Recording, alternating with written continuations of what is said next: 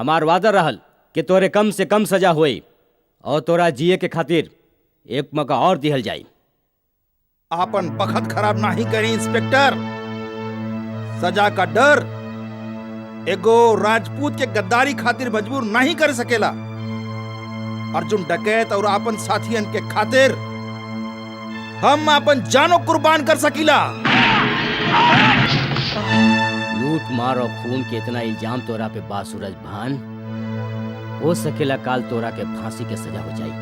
तोरा पास बस 8 घंटा के वक्त बा, नहीं तो कल सवेरे तोरा के अदालत में पेश कई जाई। नहीं बताई।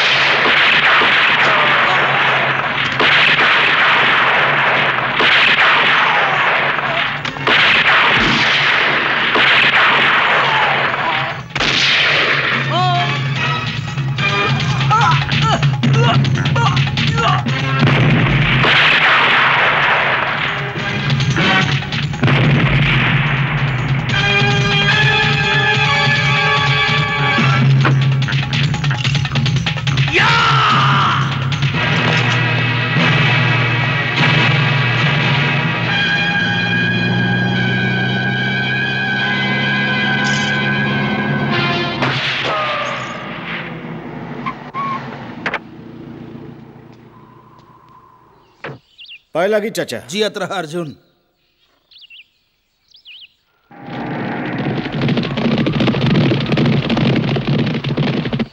हमार जिंदगी बचावे खातिर तू आपन जिंदगी दांव पे लगाई देला। ई दुनिया में हर मनई के आपन जिंदगी प्यारा होवेला। आज हमारा आपन बेटा भी होत तो उहो आपन जान पे नहीं खेलत। इला बेटा, हमार जिंदगी तो तोहर कर्ज हवे चाचा, हम तोहरा खातिर कुछो कर सकेनी। हम जानी ली बेटवा, हमके हमरा से ज्यादा तोहरा पे विश्वास बा। यही खातिर हम फैसला कैले हई कि आज से हम नहीं बल्कि तू इस गिरोह के सरदार होई बा। का साथी लोग, केहू के कुछ कहे के बा? हम सबन के सरदार के फैसला मंजूर है। काहे भाइयों? सरदार अर्जुन पुजारी जी के जय। सरदार अर्जुन पुजारी जी के जय। सरदार अर्जुन पुजारी जी के जय। सरदार अर्जुन पुजारी जी के जय। आज हम सबनी के खातिर बहुत खुशी के दिन है। आज हमार दोस्त, हमार जिगर अर्जुन के रउआ ई गिरोह के सरदार बना दीनी। वाह जंगी खान, आज हम सबे खातिर वाकई दुगनी खुशी के दिन बा। एगो सूरज भान बाबूजी के आजादी के और दूसर अर्जुन पुजारी के सरदार बने के। अर्जुन डकैत के साथ लड़ाई में हम पहले हूं कई गो अफसर खो चुकल हई। आपन सरदार के छुड़ावे खातिर ओकर उ हमला पूरा डिपार्टमेंट के मुंह पे तमाचा हुए। ई केस के लेके मीडिया पुलिस डिपार्टमेंट पर कितना कीचड़ उछाल रहल बा, ई रउआ सबे लोगन निमने से जानत हई। अर्जुन डकैत अब हमरा खातिर बहुत बड़ चुनौती बन गई बा। अब्बो हम ओकरा के गिरफ्तार ना कैली तो जनता के विश्वास हमरा पर से उठ जाई। सर, अर्जुन डकैत के गिरफ्तार करे के जिम्मेवारी रउआ हमरा के दी। हमार ट्रांसफर चंद्रपुर कराई दी। It's a big challenge officer. का रउआ के विश्वास बा के रउआ लोग अर्जुन डकैत के पकड़े में कामयाब हो जाई? बिल्कुल सर। सर, हम चंद्रपुर जिला के रहे वाला हैं और हमारे गांव के आसपास जितना भी पहाड़ी इलाका बा ओकरा के निमन से जाने लिए। यही खातिर हमरा के पूरा विश्वास बा कि हम अर्जुन डकैत के गिरफ्तार करे में जरूर कामयाब हो सकब और अपन डिपार्टमेंट के नाम ऊंचा करब। That's good. अगर तोहरा के इतना विश्वास बा तो काले हम तोहार ट्रांसफर ऑर्डर तैयार करवा के तोहके चंदनपुर भिजवा देते। थैंक यू सर। नहीं, छोड़ दो हमरा के, छोड़ दो हमरा के। नहीं,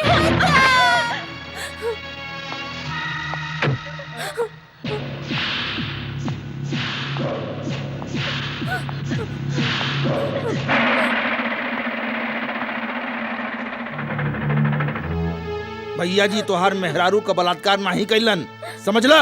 अगर ही बलात्कार करते हैं तो एकरा बदन पे इनकर उंगलियन के निशान जरूर हो, समझला तू?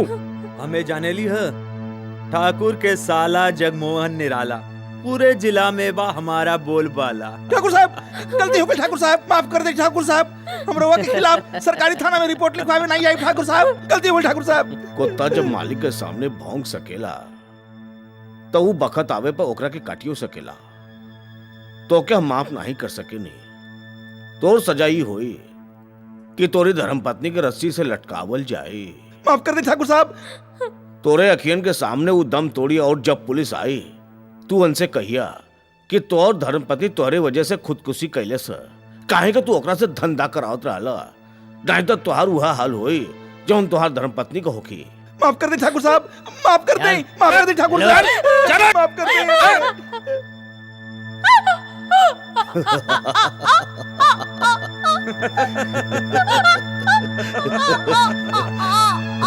डिंग डांग डिंग डांग डिंग डांग डिंग डांग।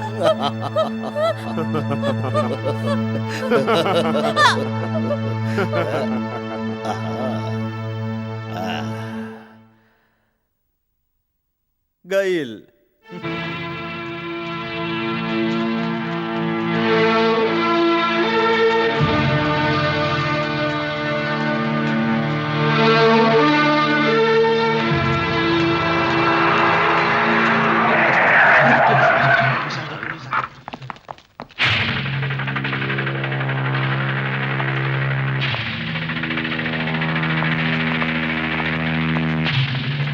का बात बा ठाकुर साहब, केकर लाश आई?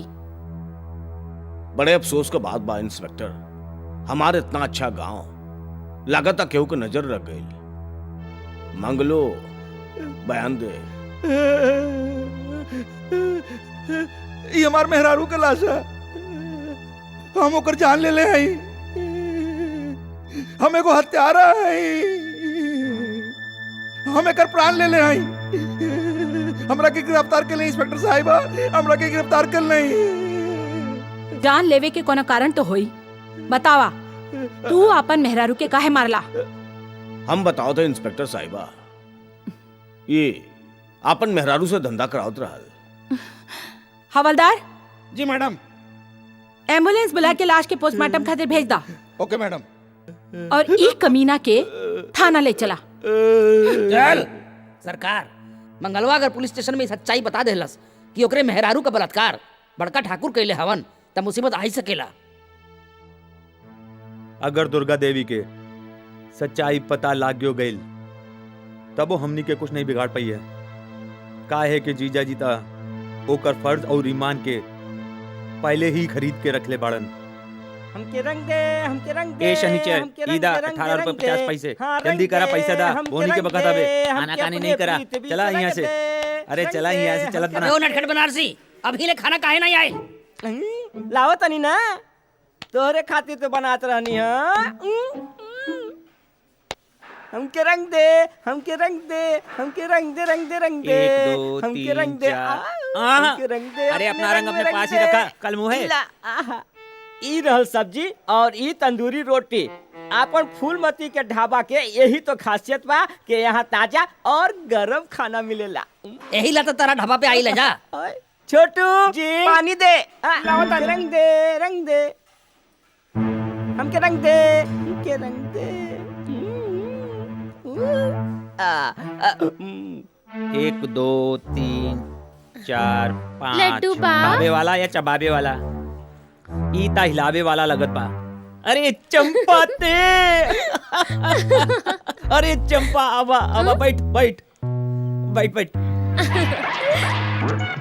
काले एबू नमकीन वाली के मीठी वाली? लस्सी लस्सी। नहीं, आज घर पे पूजा है ना, अच्छा यही खातिर मोतीचूर के लड्डू लेवे आइल बानी। 2 किलो मोतीचूर के लड्डू अरे दिया। तू यहाँ काहे ले आइलू? हम तोरे घर पहुंचाई देती। ई पूरा के पूरा ढाबा तोहार था, यहाँ के एक एक चीज तोहार है, यहाँ के हमहू तोहार हैं। खैर अब तो आइले बाड़ू ता नटखट नटखट।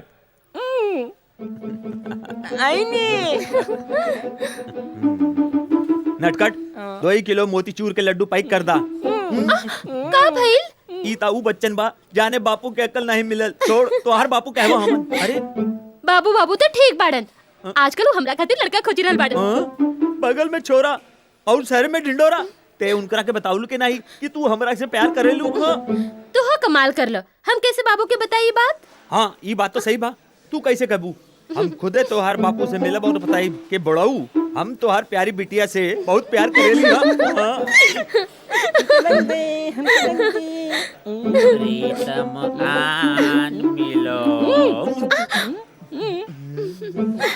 इला लड्डू। चंपा पैसे कैसन पैसा एकरा के तू अंदर रखीला? अंदर रख लो, मान ली कि तू फुलमती के मामा हवा, लेकिन इस ढाबे में तो हैसियत खाली एगो नौकर के बराबर बा। चंपा के मुफ्त में लड्डू नहीं दे सकेला। चंपा ये 40 रुपया भई लड्डू के और 10 रुपया तू रखला, ब्यूटी पार्लर जइया।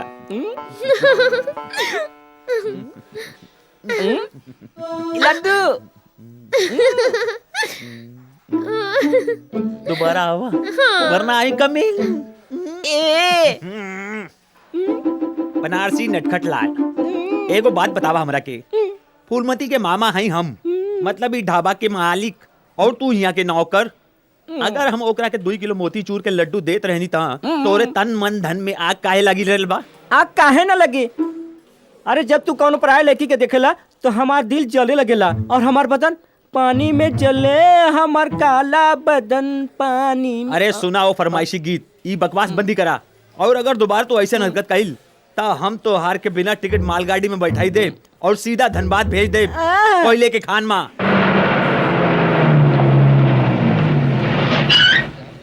अरे पानी वानी कुछ है का नहीं? रोटी लावा भाई। हमके रंग दे, हमके रंग दे, रंग दे, रंग दे, रंग दे। ए चलो उठो उठो, चलो उठो चलो यहाँ से उठा चलो।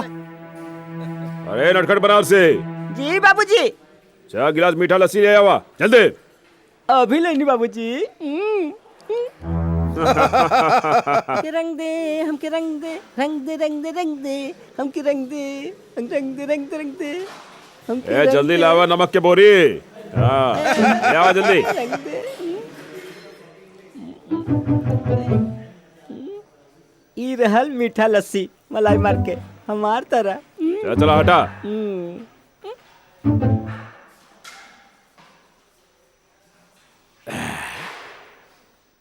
सेठ लस्सी हिसाब में लिख लिया, चला चला जाए। चला चला। ए करिया भूत कहाँ जाए लड़ बा? कहाँ जा रहा है? तोहार तो पहले ही 500 रुपए के कर्ज चढ़ गइल बा, समझला? पहले पुराना हिसाब चुकाई दा, फिर नवा हिसाब शुरू करा। और वैसे भी फूलमती हमरा के तोरे जैसे लोगन के उधार देवे से मना कइल है। ए किशन लाल, ते हमरा से पैसा मंगबे? और केकरा से मांगी? ए गीला कपड़ा जैसे निचोड़ दे। काहे ट्रक ड्राइवरी छोड़ी के धोबी के दुकान खोली रहल बड़ा तू? ए हम तोहार गीदड़ भपकी में नहीं आवे वाला हई। ई लस्सी का पैसा ता तोहरे के चुकाना ही पड़ी। लस्सी के पैसा चाहिए? हाँ बिल्कुल चाहिए।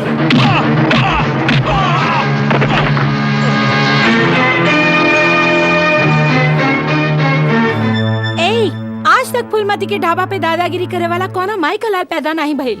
तू पहला आदमी हाउ जॉन मामा जी के हाथ पकड़े के हिम्मत कैले बाड़ा। आज हमहू देख ली कि तू कितना बड़ा मर्द हाउ।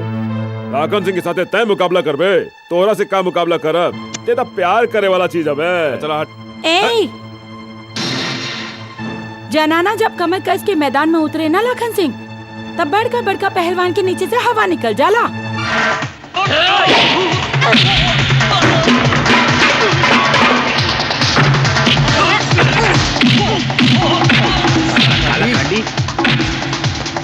हमके निचोड़े वाला रहल, अब देखा कुकुर जैसन मार खा रहल बा। अरे रे रे रे।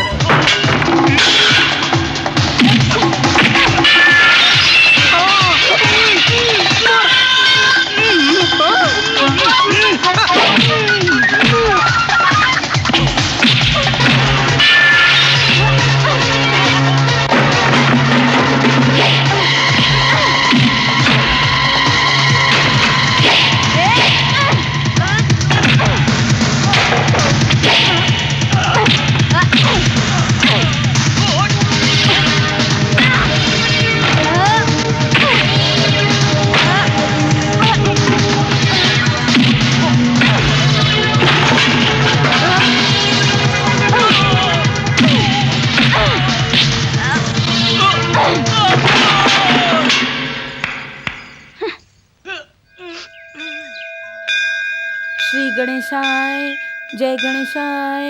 ओम गणपते नमः। श्री महाकाली महालक्ष्मी महासरस्वती दैत्वे नमः। ओम नमः शिवाय। ओम नमः शिवाय। ओम नमः शिवाय। ओम नमः शिवाय। ओम नमः शिवाय। ओम नमः शिवाय। ओम। चाची तनी खाना खा ले। नहीं बिटिया नहीं।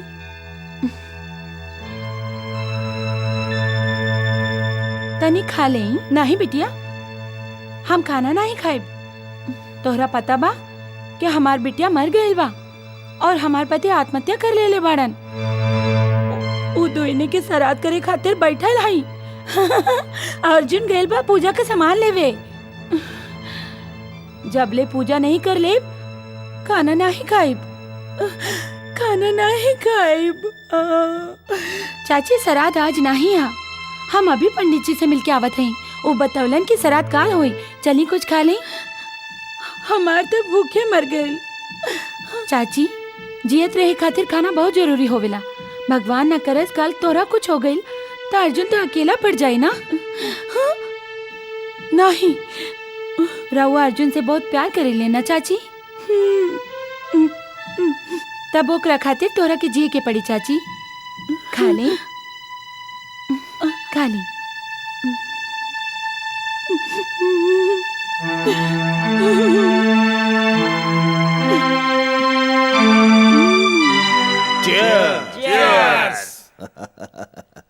अच्छा विशाल एक बात तो बतावा, तुहार पोस्टिंग तो शहर में भइल रहल, तू यहाँ गांव में कैसे आ गेला? भैया रउआ सबे जन से दूर हमारे शहर में दिन नहीं लगत रहे, यही खातिर हम अपन पोस्टिंग यहाँ गांव में करा लेली बस। ए का कहत बड़ा विशाल है? पकड़ लेली वीरेंद्र भैया। साच बात ई बा कि आईजी साहब अर्जुन डकैत के पकड़े की जिम्मेवारी हमरा के सौंपले बाड़न, यही खातिर हमारा तबादला ई गांव में कर झेल गेल बा। ये तो अच्छी बात बा, बहुत अच्छी बात बा, लेकिन हमरे लिए इससे ज्यादा खुशी की बात यह है कि तू यहाँ गांव में आ गईला।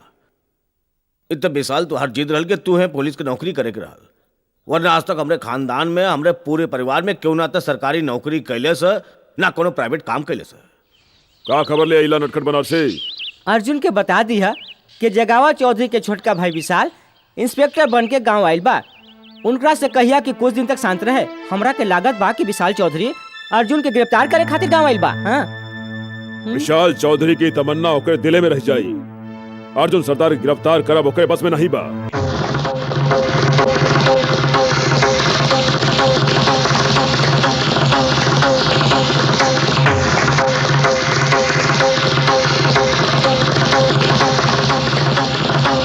सरदार नटखट बनारसी खबर देले बा कि जगावर चौधरी के छोट भाई गांव में इंस्पेक्टर बन के आए गेल बा।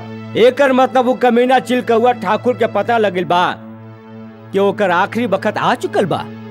लेकिन ये खबर हमरा खातिर निमन नहीं बा। ठाकुर के इंस्पेक्टर भाई हमरा पीछे पड़ सकेला। तो चिंता मत करा सूरजभान चाचा, ऐसन थानेदार के अर्जुन पुजारी कच्ची सुपारी के जैसन चबा के खाए जाला। रहल जगावर चौधरी के बाद वो अगर अपने चारों ओर लोहन का दीवार भी खड़ा कैले तब वो बच ना सकेलन, काहे के मौत का हमला हर कवच के तोड़ देवेला। जीजा जी राउर फोन है। हेलो, ओ हेलो हेलो गिरधारी जी, नमस्ते नमस्ते। हाँ कैसे नहीं आप? हम तो बिल्कुल ठीक है।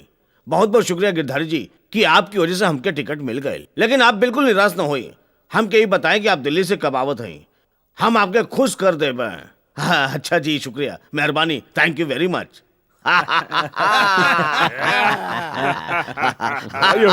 मुबारक हो भाई जी, आज तो बहुत खुशी के दिन हवे। एक तो विशाल ट्रांसफर लेके गांव में आ गई और दूसर रवा के इलेक्शन का टिकट मिल गई। एकदम सही भाई साहब, बहुत बहुत बधाई हो के। अब तक तो हम सब भाई लोग खाली गांव पे राज करत रहे, और जब इलेक्शन जीत के रवा मंत्री बन जाए ना तो हमने के सारा प्रदेश पे राज करब।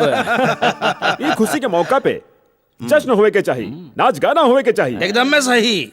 होए नाच भी होए, गाना भी होए, साले साहब बंदोबस्त। जीजा जी रहुआ फिक्र ना करी, समझला के बंदोबस्त हो गए।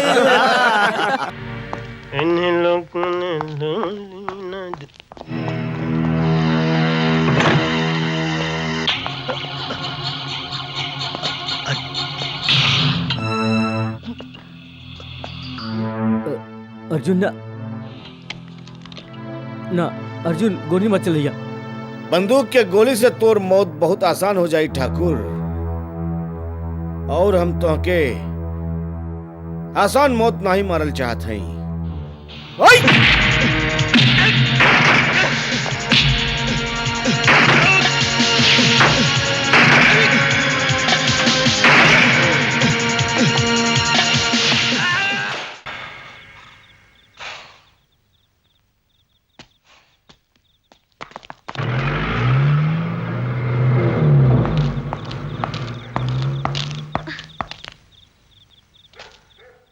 अर्जुन डकैत? हाँ?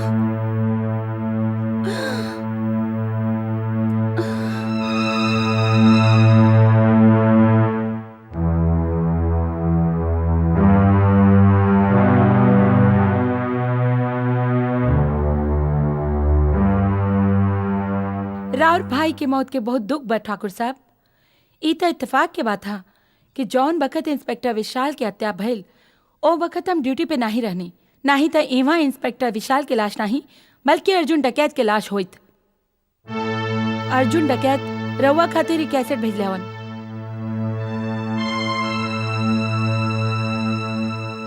इंस्पेक्टर विशाल का मौत तोरे खिलाफ अर्जुन पुजारी के ऐलान जंग है ठाकुर।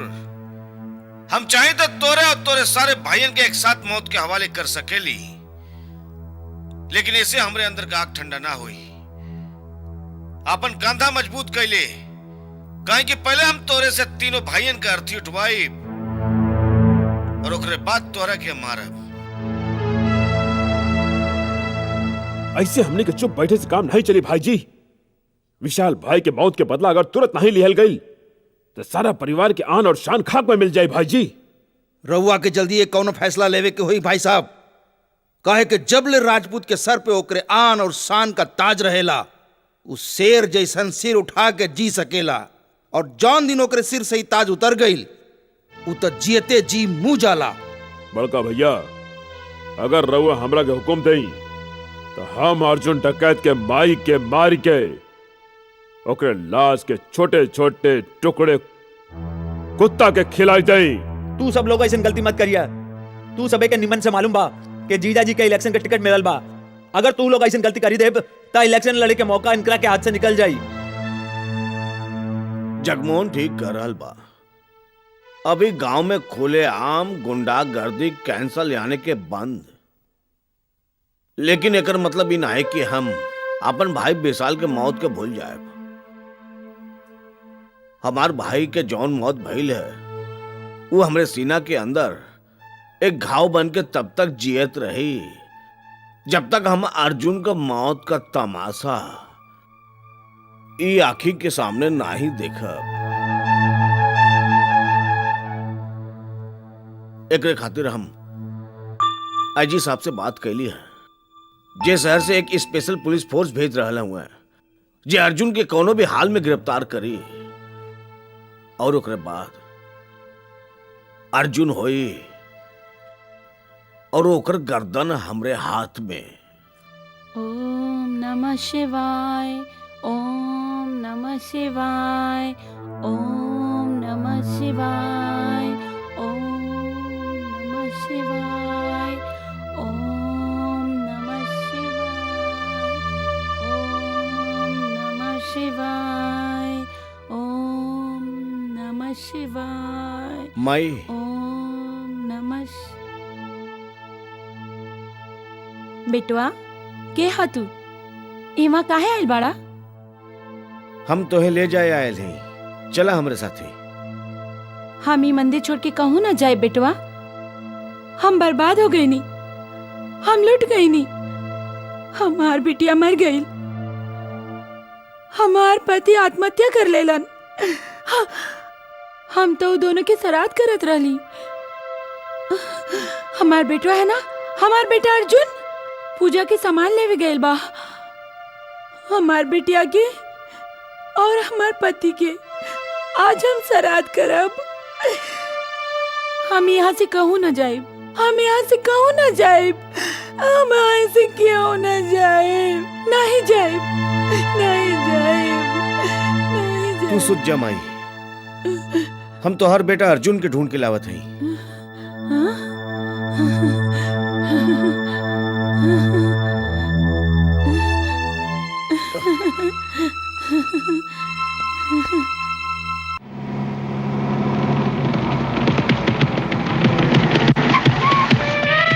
सरदार,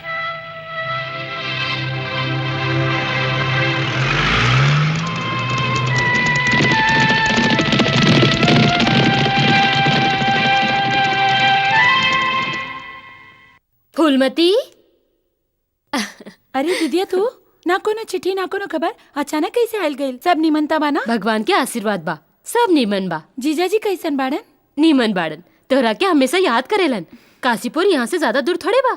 तू चाह तो महीना 2 महीना में हमरा से मिले आ सकेलू, लेकिन लागत बा तोहरा अपन दीदी के याद नहीं आवेला।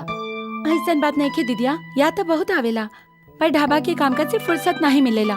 खैर ई बार जरूर आई होली के मौके पर काशीपुर। हमहू ये सोच के आयल हई कि हम तोहरा के अपन साथे ले जाइब। बात असल में ई बा कि हम तोहरा खातिर एगो बड़ा नीमन लड़का देखल हई और वो दिल्ली में नौकरी करेला। वो तोहरा के फोटो में देख के पसंद कइल बा। हम चाहत हई कि तू हमरे साथ काशीपुर चला और वो लड़का के देख ल, ताकि हम रिश्ता पक्का कर देई। मगर दीदिया हम अभी ब्याह नहीं करना चाहता हई।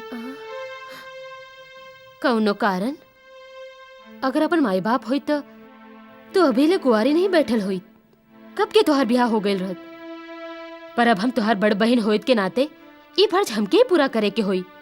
तोहार ब्याह हमरे के ही करावे के पड़ी। तो हमरा पे पूरा भरोसा रखा। लड़का बहुत नीमन और शरीफ बा। हमरा के उम्मीद बा कि वो तोहरा के जरूर पसंद आई। पसंद ना पसंद की बात नहीं के दीदिया, तब का बात बा? हम अपन जिंदगी केहू के नाम लिख चुकल हई। कौन हवे ऊ? हवे भी और नहीं हो। देखो फूलमती, हमरा के साफ साफ बतावा, ये पहली मत बुझावा। आखिर कौन है तोहर सपना के राजकुमार? ओकरे साथ बितावल हर पल हमरा के आजू याद बा।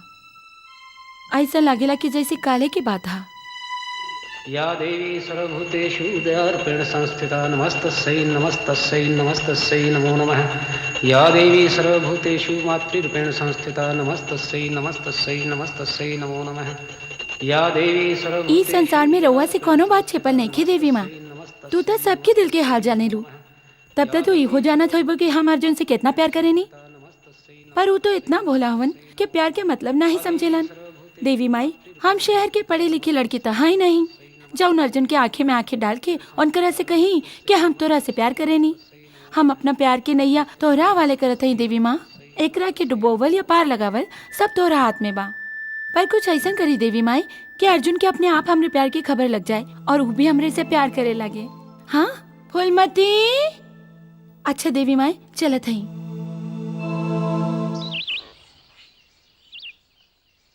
कहाँ रह गल बिटिया तू? कहो नहीं काकी, वो अपन कमला मौसी है ना, उनसे बतियावत रही और वो तोरा के मालूम बा ले देखे एक ही काम बा उनके रह लगे सारा गांव के बुराई करब। नीमन भल जो तू आवाज दे दे लो, बड़ा मुश्किल से जान छुड़ा के आई नहीं हम। ये सांस नहीं खे फूलमती, तू झूठ बोला लुआ। तू चुप बैठा। जब दो बड़ बतियावत होए तब बचपन के बीच में ना बोले चाहिए, समझ ला। तू भगवान से जोन गुरुदेव के बारे में बात कर लियो ना, हम सब सुन लेनी है। का बात कैले सही हमके बतावा।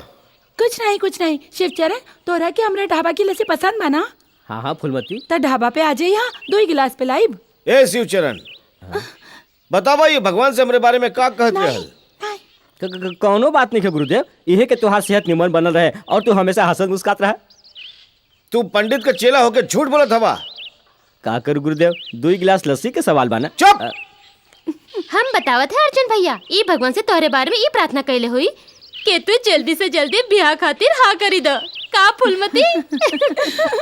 शर्मा गेल। हम तो हर बाबूजी से बात कर ले हैं अर्जुन। अब तो हर कोनो बहाना ना ही सुनब। अगला महीना होली बा, होली के बाद कोनो नीमन मुहूर्त निकलवाई के फूलमती के साथे तोहरा ब्याह करा दे। माई हम कितना बार कह चुकल है कि हम ई शादी ब्याह नहीं करबे, फिर तू काहे खातिर जिद करेलू? ब्याह न करबा तो का जिंदगी भर कुंवारे रहबा गुरुदेव? तू तो कुंवारा हवा, तू ही कैला। अर्जुन भैया कुछ तो बुढ़ माई के ख्याल कर। तोहरे ब्याह से माई के बड़ा आराम मिली। अगर फूलमती हमार भौजी बन के आ गई ना तो सारा घर आराम से संभाल ली, समझ ला। तू खुदे सोच ला गुरुदेव, माई के दिल कितना खुश होगी। का बात है भाई, का पंचायत चल रहा है? देखी ना बाबूजी, माई बेकार में बियाह खातिर जीत करत हईन। एकरा में बुराई का है बेटवा? ब्याह जिंदगी के जरूरत है, यही से बंस चलेला। लेकिन हम शादी ब्याह के चक्कर में भगवान के भक्ति से दूर नहीं होवल चाहते हैं। हम अपन सारा जिंदगी भगवान के भक्तियों में बितावल चाहते हैं। बेटवा बाबूजी, अगर अर्जुन भैया अपन इरादा नहीं बदलन ना तो वो बेचारे फूलमती के सारा जिंदगी कुंवारी बैठे के पड़ी। सारा जिम्मा ऊपर वाले के हाथ होवेला बिटिया। अगर ऊपर वाला अर्जुन और फूलमती के ब्याह लिख ले बा तो ओके केहू नहीं टाल सकेला।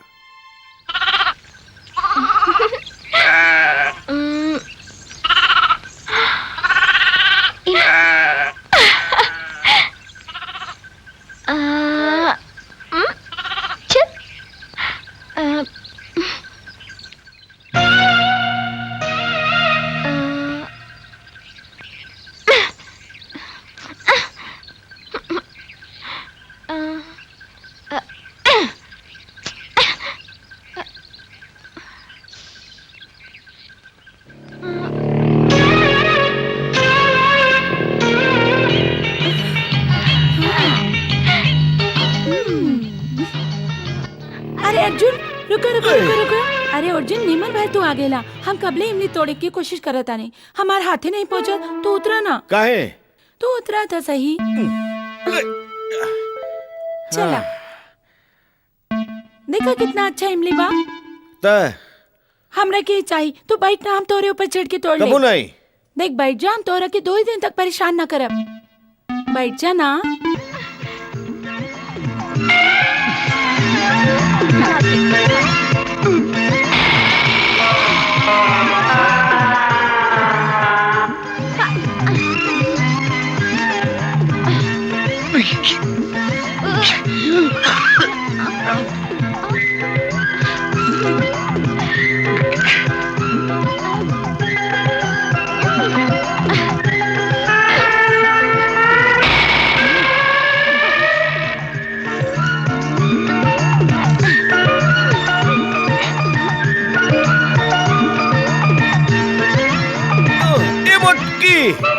पूरा पेड़ का इमली आज तोड़ ले भी कारे। इमली तो हम खा लेंगे, पर हम बहुत थक गए नहीं, तो हमरा ऐसे ही घर ले चल। अरे तू हमके टांगा खींचे वाला घोड़ा समझ ले का? ई छी छी छी छी छी, कैसन बात करत है? हम तो तोरा की जिंदगी की गाड़ी खींचे वाला पति समझे नहीं। उतर।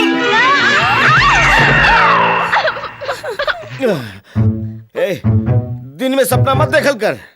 हाँ, काली घोड़ी लाल लगा मोटकी भैंस।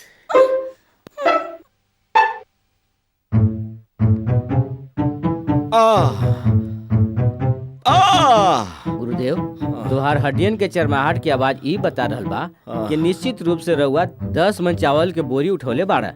नहीं, निश्चित रूप से 20 मन चावल के बोरी उठौली है।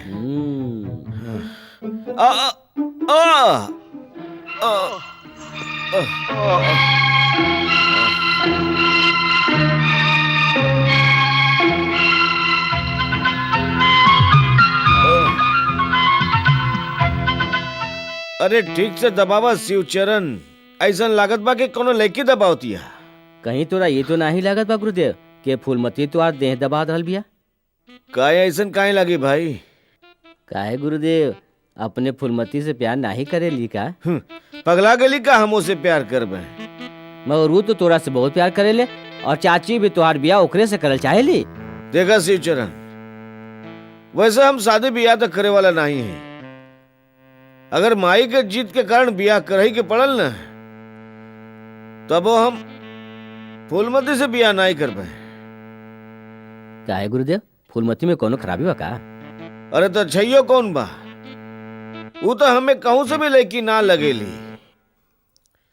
ओकर चाल मर्दाना हवे कि वो छेड़ देला तब मार धाड़ पे उतर जाली, और ओकर नाको भी टेढ़ी बिया, एक आंख भी छोड़ बिया। अब तू ही बतावा ऐसा लड़की से के बिया करी? अरे फुलमती ते ता हमार चाल मर्दाना हवे। हमारी एगो आँख छोटी बिया और हमार नाक टेढ़ बिया। यही खातिर तू हमरा से ब्याह नहीं करबा। तम जी के का करब? अब हम जाओ थे अपन जान देवे। अरे फुलमती रुक जा, हम तो मजाक करत हई। गुरुदेव अगर वो अपन जान दे दे तो लेवे के देवे पड़ जाई। ओकरी मौत के जीवार भी रोवे होखब। जाई जाई रोकी ओकरा के रोकी गुरुदेव।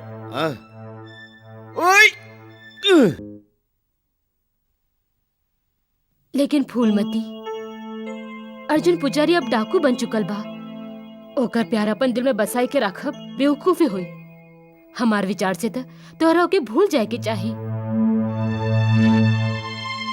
जो दिल में केहू के प्यार बसल होत ना दीदी, ओकरा के भूल जाए बहुत मुश्किल होवेला। हम अर्जुन पुजारी से प्यार करेनी, उनके अपन मन मंदिर के देवता बना चुकल हैं। अब तक केहू और खातिर हमारी जिंदगी में जगह नहीं दीदिया।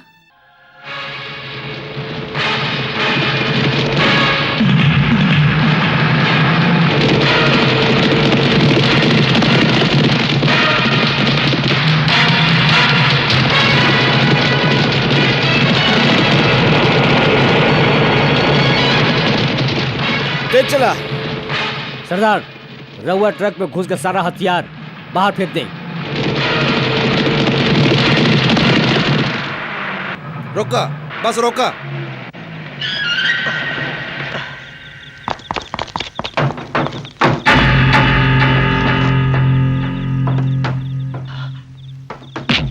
बैठ जा।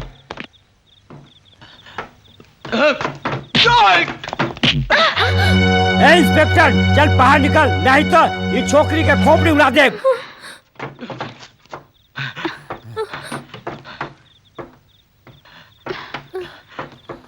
चल चल गाड़ी चला।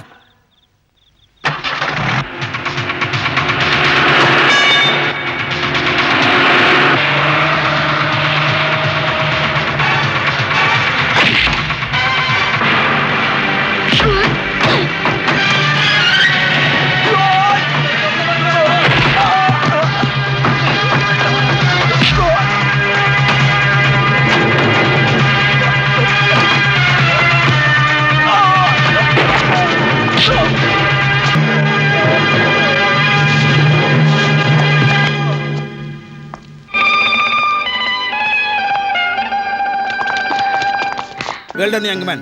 ये खतरनाक आतंकवादी के पकड़वा के तू कानून के मदद के लिए हवा। थैंक यू वेरी मच। इट्स ऑल ले चला के रखे।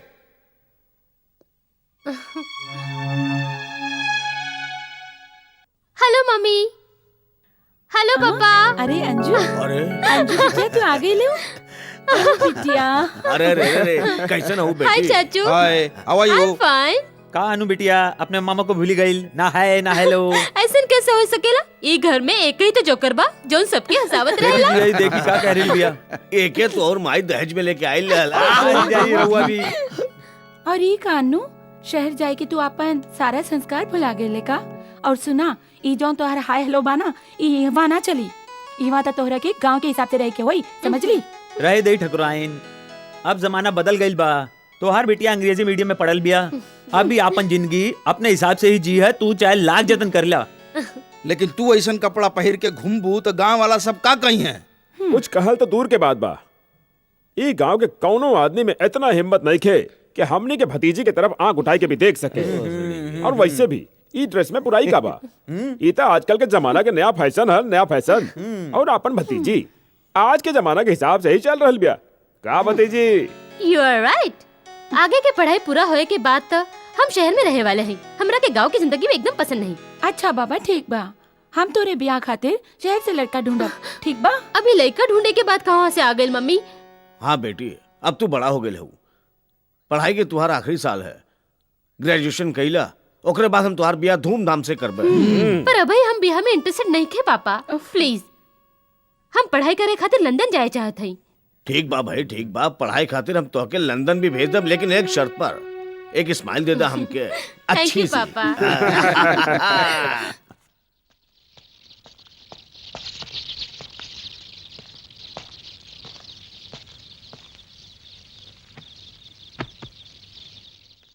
गोड़ लगाता नहीं बाबूजी।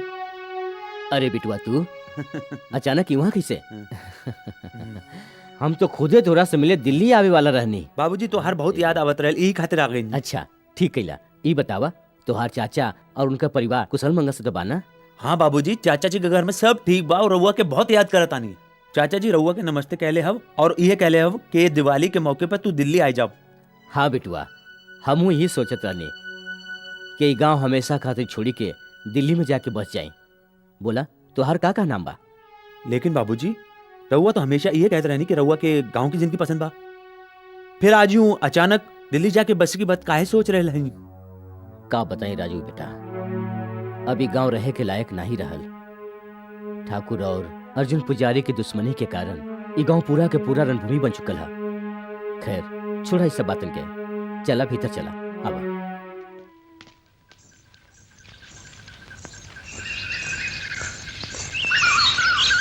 Phoolmati,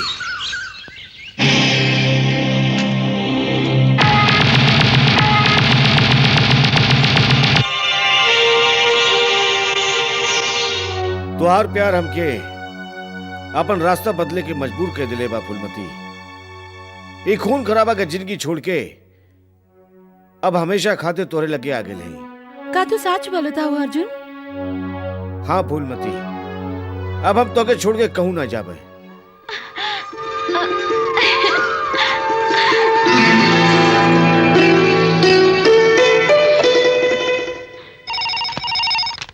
hello Chandrapur police station.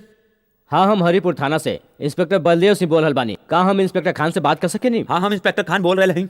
सर हम बलदेव सिंह बोल रहल बानी। हमार मुखबिर खबर देहले बा कि गांव के चौधरी के लूटे खातिर अर्जुन डकैत आवे वाला बा, लेकिन हमार थाना में सिपाही बहुत कम हवन।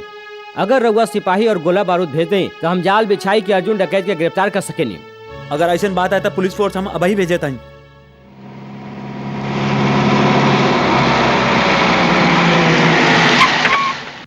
चला जल्दी चला। अरे कहाँ गई ली? चला तू है ने जा, तू होने जा, चला। अरे ई का?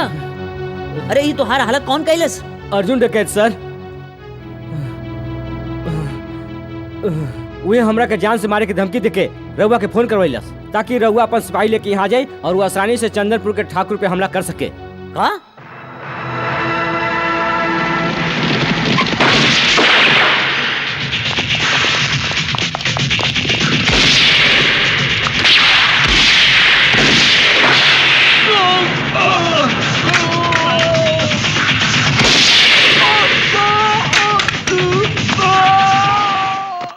जहांगीर खान,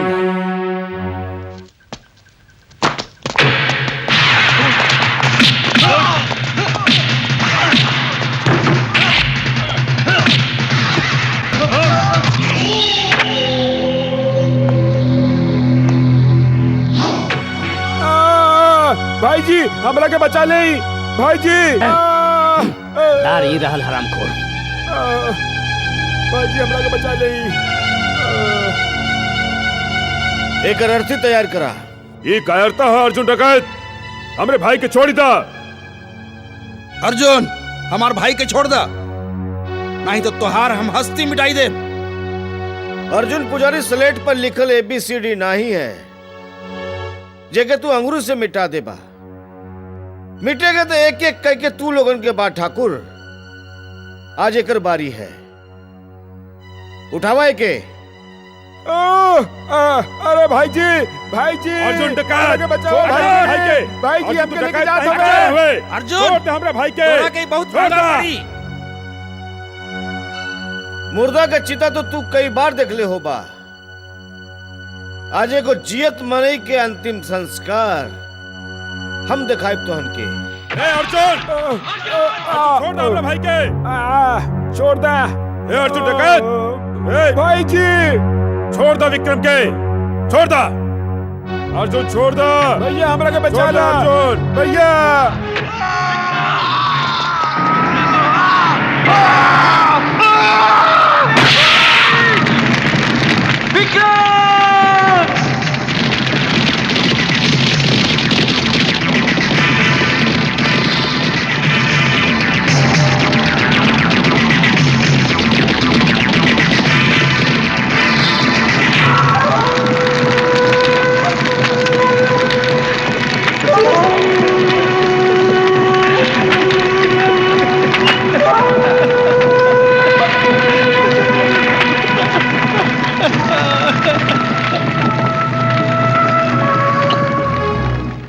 कब तलक हम कारण जैसे चुपचाप बैठल रही बड़ा भाई जी। अर्जुन डकैत हमने के घर में घुस के हमने के छोट भाई के जियते जला के चल गई और हमने के यहाँ विक्रम के मौत के मातम बना रहे नहीं। हम तो कहते हैं बड़का भाई जी, अर्जुन के माई के मार के ओकर लाश के छोट छोट टुकड़ा करके चील कौवन के पेट भरे खातिर गांव के नदी किनारे फिकवा देवे के चाहिए। शेर कबहू मरल शिकार नहीं खाला। अर्जुन के माई तो पागल बिया, ऊ तो वैसे मरल बिया। कौनो ऐसा आदमी के मारा जेकरे मरले से अर्जुन के तकलीफ होवे। तो भाई जी एक काम कल जाए, हम फूलमती के मार देते हैं। फूलमती के मारे के बाद अर्जुन हमनी पे जरूरे हमला करी और ऊ बखत हम पूरा तैयारी के साथ होकर शिकार खातिर बैठल रहा और अर्जुन हमनी का ई चाल के जाल में फंस जाई और फिर हम ओकरा के ऐसन मौत मारब के मौतो ओकर ई मौत देख के कांप उठी। कौनो भी कदम उठावे से पहले तू सबे ठंडा दिमाग से सोच ला। अगर फूलमती के मार दे ता सारा गांव वाला हमनी के खिलाफ हो जाइए और जीजा जी के मंत्री बने के सपना कभी पूरा ना हुई। जगमोहन ठीक कह रहल बा। अर्जुन डकैत के मारे खातिर हम लोगन के दूसरा रास्ता ढूंढे के होई। जीजा जी हम एगो ऐसन खतरनाक आदमी के जाने नी जौन पैसा खातिर कुछो करी सकेला। हमके ऐसा खूंखार शिकारी की जरूरत है। पता लगाओ वो कहाँ है। एक कल्लू पत्ता लगावा। ले अरे डाला इला।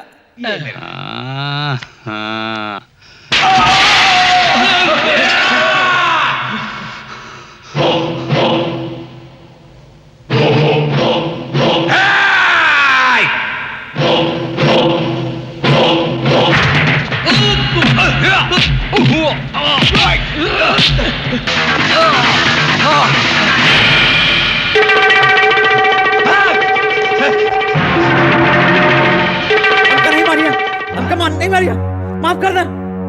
एक बार मौत के शिकंजा से तो आदमी बच सकेला, मगर देवा जब केहू के सुपारी लेवेला ता ओकरा लागे जिंदगी के सारा रास्ता। ए, मत मारा, प्लीज मत मारा।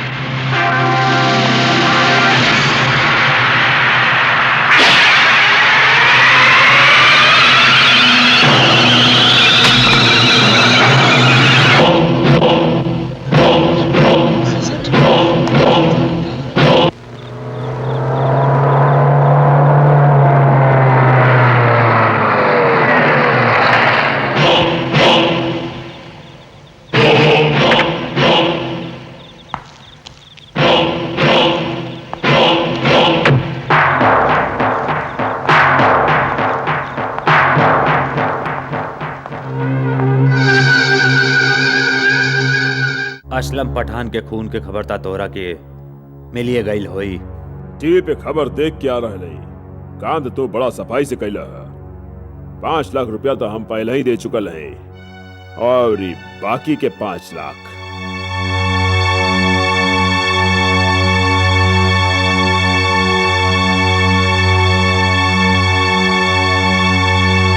जीजा जी राउर खातिर शुभ समाचार बा। हम पता कई ले ली हई कि देवा ई वक्त कहाँ हा।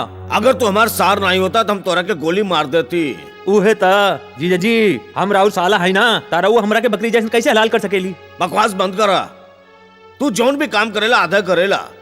जब तोके देवा के पता चल गई रहल तब ओकरे साथे हमार मीटिंग काहे नहीं तय कैला। अरे जीजा जी माने ली कि राउर दिमाग तलवार की धार से भी तेज चलेला, लेकिन हम राउर साला जगमोहन निराला भी कौनो कम नहीं। कल राउर मीटिंग देवा से हो जाई।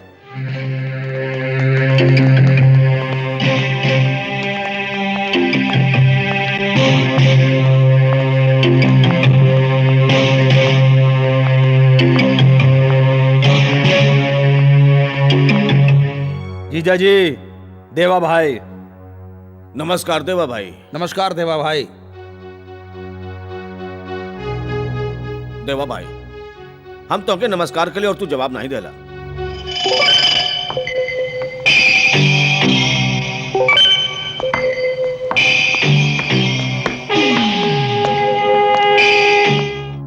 खाली ऊपर वाले के सलाम करेला, काम बोला वो है ता काम ता ई है देवा भाई, जो टेलीफोन पे बात भइल रहल अर्जुन के ऊपर पचावे के बा। कीमत 30 लाख। देवा, एक आदमी के मारेगा 6 के नहीं, कीमत बहुत ज्यादा है। 35 लाख। राम राम चाचा। राम राम। का बात बा चाचा, रहुआ बड़ा चिंता में दिखत बानी। हाँ बेटवा, जब लड़की जवान हो जावेले तो हमरा ऐसे गरीब बाप की चिंता बढ़ जावेला। अब चंपा जवान हो गई बया, सोचत बानी के ओकर बियाह कई देई। ता एकरा में परेशानी की का बात बा? परेशानी तो इहे है ना कि कौनो नीमन लड़का नहीं मिल रहा बा, बस इहे परेशानी के बात बा। ता चाचा जी लड़का मिल गई समझी। का तोहरा नजर में कौन लड़का बा? चाचा हम तो हर बिटिया चंपा से ब्याह कई चाहते हैं। काहे मजाक कर रहे हो बेटवा? तू सब बड़े लोग हवा और हमनी के खेत में काम करे वाला एगो मामूली किसान। चाचा हमने एक दूसरे से बहुत प्यार करेनी और जल्द ही ब्याह के बंधन में बनना चाहते हैं। मगर बेटवा तोहरा के दहेज देवे खातिर हम लगे कुछो नहीं खे। चाचा हमारा नजर में दहेज लेहल और देहल दोनों पाप हैं। रहुआ ओकरा के ब्याह के जोड़े में विदा कर दे, उहे हमरा खातिर बहुत होई। ब्याह के जोड़ा? चाचा अर्थी के सामान भी पैक करा दिया। का बकवास करत बाड़े? जब दो ही बड़ लोग बातियावत हो ता खुजली वाले कुकुर लोग नहीं बोलन करते। यहाँ हम अपन शादी की बात कर रहे हैं और तू बर्बादी की बात कर रहे बाड़े। जा यहाँ से अपन काम कर। चाचा किशन लाल मंगली बा, और अगर तू अपन बिटिया के ब्याह एक संगे कैला तो दूसर के दिन चंपा के उठ जाए अर्थी। ये का कह रहे बाड़ा तू? चाचा जी रहुआ खुजली वाले कुकुर की बात में नहीं आई, ई फिर से गुजावत बाड़ा। हम मंगला नहीं है, रहुआ जाए के ब्याह की तैयारी करी। चाचा जी अगर रहुआ के हमरा पे भरोसा नहीं खे तो कोनो पंडित से पूछ ली और एक कुंडली दिखा ली। ई मंगला है मुआ पगला है। किशन लाल, इतना बड़ धोखा हमरा की तोरा से ये उम्मीद नहीं रहल। चाचा जी कौलिया तो हर जात का मैदा मारू। नटखट बनारसी तू हमारा घर बसे से पहले उजाड़ देला, हम तो वहाँ के जान से मार डालो। तो मार देना। अरे तेरे प्यार में हम मर के भी अमर हो जाए, पर हमरे जीते जी कोनो और से तोहार ब्याह ना होवे दे। काहे के हम बने तुम बने दूजे के लिए। किशन लाल जी राम राम। अरे बड़ा जल्दी में लागत बड़ा। अरे कहाँ जात हुआ तू? हम नरक के सैर करे जात हैं, रहुआ हमरा संगे चलब पसंद करब। पंडित के साथ ऐसा बात ना कहिए किशन लाल। ये बतावा समस्या कहा तो हो सकेला हमरे द्वारा तोहर कल्याण हो जाए। पंडित जी रहुआ खुदे एगो कल्याण केंद्र हैं, तू हमार का कल्याण करबा? हमरा बहुत गंभीर समस्या बा, तू सुनबे पसंद करबा? हाँ। ता सुनी। नटखट बनारसी ने हमार होने वाला ससुर के बता देलस कि हम एक मंगली लड़का हई और अब वो अपन बेटी के ब्याह हमरा साथे नहीं कल चाहत हवे। वो समझलन कि स्वागत वाले दिन उनकर बिटिया सीधा ऊपर चली जाई। हाँ अरे नटखट बनारसी कमन होए वाला भविष्यवाणी करे वाला। अरे वो कौन अंतर्यामी है का? और इहवा तो खाली शनि पंडित ही भविष्यवाणी कर सकेला। एगो काम करा, तनिया अपन सोच हाथ दिखावा। सीधा वाला? हाँ। अरे अच्छा। तो उल्टा हवे। पंडित जी हमार हाथ की रेखा का कहत बा? किशन लाल तोरे हाथ के लकीर कहत बा तोरे लगे पैसा बहुत बा, पक्की ब्याह में बाधा बा, शनि के दरवाजा पे राहु के पहरा बा, यही खातिर तोहार ब्याह नहीं हो सकेला। माने के जिंदगी भर हम कवारा रहे, हमार चंपा हमरा के नहीं मिल सकत। पंडित जी अरे ये हम कहवा कहली? अरे तोहरा के तोहार चंपा मिली है और जरूर मिली। अरे तोहार ब्याह हुई, मगर ब्याह के 7 दिन बाद तोहार चंपा भगवान के प्यारा हो जाई। चुप कही, हमार बगिया में फूल खिले से पहले ही हमार फूल मुरझाए चाहिए। पंडित जी चंपा के काल टाले खातिर कौनो उपाय बताइए। उपाय तो हवे किशन लाल, पर तनी खर्चा करेगे पड़ी। रहुआ पैसे की फिक्र नहीं करी पंडित जी, बस उपाय बताई। तोहार ब्याह गधी के साथे करेगे पड़ी। आए गधी के संगे का कही रहे हैं पंडित जी? बांध के गोली ताना खाई ले हैं। शांति से काम ल किशन लाल, शांति से। पहले हमारी पूरी बात तो सुना। तोरे हाथन की लकीर में साफ लिखल बा कि ब्याह के 7 दिन बाद तोहार धर्म पत्नी परलोक चली जाई। तो तब का तोहार ब्याह पहले गदही से करावे के होई और ओकरे बाद जब गदही मर जाई तब तोहार ब्याह चंपा के संगे हो जाई। उपाय था बहुत नीमन बा पंडित जी। निकाला हमारे 501 रुपया। 501 कुछ कम इला पंडित जी। ई का कंजूस मक्खी चूस। ई ज्ञानी पंडित के तू 1 रुपया दे के बेवकूफ बनावत बड़ा। इले 500। किशन लाल तू एगो काम करा, पूजा की सामग्री के इंतजाम करा, तबले हम शिव मंदिर के पाछे गदही के इंतजाम करके पहुंचत हई। ओहो पंडित जी कितना नीमन गदा हई रहुआ। राधे श्याम सीताराम, राधे श्याम सीताराम। आई जा गदही लजा नहीं, देखा तो तोहार दुल्हन कितना लजाई रहल बिया। हाँ, अरे किशन लाल। पंडित जी अरे पंडित जी रहुआ आवे में इतना देर कैसे कर देनी? हम कब ले हाथ में थरिया लेके खड़ा हई। पंडित जी हम रहुआ से एगो की बात कहले रहनी, तू ई दूध काहे ले आइला? तोहरा के हम बताई कि हम लेट काहे आईनी, काहे की कन्या के खोजे में देर हो गई। और रहा इनकर बात, ई कन्या के बाप हमें माने के तोहर होए वाला अच्छा, ससुर। बाबूजी। प्रणाम करा। गोड़ लागत बानी बाबूजी। लागत बा बिटिया के विदाई के गम में तू आधा सफेद और आधा करिया हो गई बड़ा। जल्दी करा, बरमाला उठावा और लड़की के गले में डाल दा। हमारी प्यारी दुल्हनिया ई माला ले ले। अब किशन लाल तू सरमाला उठा के कन्या के माथा पे छुआई के अपना गले में डाली दा। आशीर्वाद दे ससुर जी, आशीर्वाद दे। और तो बधाई होवे, आज से तू दोनों पति पत्नी हो गई। अरे पंडित जी ई ब्याह भी कौनो ब्याह हवे ना, फेरा ना पूजा, फिर तू हमरा से पूजा के थाली काहे मंगवाइला? काहे के पूजा की थाली मंदिर में ले जाए के आराम से बैठ के अपन जिंदगी और गदही के मौत के भगवान से प्रार्थना करब। फिर तारा हुआ यहाँ से प्रस्थान करिया। अच्छा जी। किशन लाल, अरे बेवफा, हमी से मोहब्बत हमी से लड़ाई, अरे मार डाला दुहाई दुहाई। अरे किशन लाल कल मुहा हमरा से बेवफाई कैला और तू ब्याह कर लेला। भगवान करे तोर ब्याह कबहू सफल न होके तू सुहाग रात मनावे के पहले रंडवा हो जा माटी में। सीता हम चाहत हई नटखट दे जी भर के बदुआ दा हमरा के। होई सकेला के तोहरे श्राप में हमरा खुशी छिपल होके। हमार दिल कहत बा कि तू कबहू सुखी नहीं रह सकबा। मगर जी बताओ तोहार दुल्हन कहां बिया? नटखट बनारसी, तोहर अकल के साथ तोहर आँखियों कमजोर हो गई बा। तनी इन्हें देखा, ये है श्रीमती किशन लाल। गदही तू गधी के संगे ब्याह कैला? तू मुबारक होके, तू यही के लायक रहा। ये मुबारकबाद 7 दिन के बाद देला, जब ये गधी की अर्थी यहाँ से उठी और हमार चंपा की डोली हमरे घरे आई। टन टन टन हमके रंग दे रंग दे रंग दे।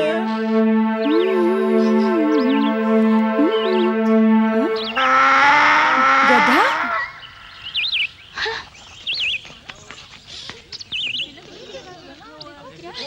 नटखट बनारसी। आईनी मालकिन। ओहो कहीं मालकिन ई गधा के बनले बा और एक के गले में माला क्यों डलले बा? ई माला नहीं बरमाला है और ये गधा नहीं गधी है। पूछी काहे? काहे की तोहर मामी है। का बकेती कर रहल बाड़े? पागल हो गए का? पागल हम नहीं की भाई, पागल तो तोहर मामा भइल हवन जे एकरा संगे बियाह कैले हवन। अरे नटखट बनारसी, हमरे भांजी से का आग लगाई रहल बाड़े हमरा बारे में? अरे किसनवा, ई जे तू स्वर्ग से अप्सरा बियाह के लाइल बड़ा ओही के बारे में बतावत है। सुना हमरे खानदानी बावर्ची, तू जाई के अपन काम करा, हम अपनी भगिनी के सब कुछ बताई दे। अंडरस्टैंड? रंग बिरंगा अंडा। मामा जी ये सब का तमाशा है? फूलमती तमाशा नहीं है, ई त घोर अन्याय है। ते जानते हवे हम बचपन से मंगला हई और जेब से कंगला हई। हम चंपा से बहुत प्यार करेनी, लेकिन पंडित जी के कहे अनुसार हम एक गधी से ब्याह कर लेनी और 7 दिन बाद जब ही मर जाई हम चंपा से ब्याह कर ले। अगर ये बात है मामा जी तो बहुत खुशी की बात है। देखा 8 पर रोज तू अपन डोली सजा के रखिया, क्योंकि दिलवाले दुल्हनिया ले जाइए। पर 7 दिन में हमारी सौत ई गधी ना मरल तो? हाँ मामा जी, अगर 7 दिन के अंदर गधी ना मर लेता ओम नमः शिवाय जय गणेशाय, ओम नमः शिवाय जय गणेशाय। अरे होवे के कहा ये गदही जिंदगी भर किशन लाल के पत्नी बन के रही। अरे पंडित, अगर ई गदी नाही मरल ता तू गधे की मौत जरूर मरबा, समझला। राम नाम जपना, भराया माल अपना। हाँ?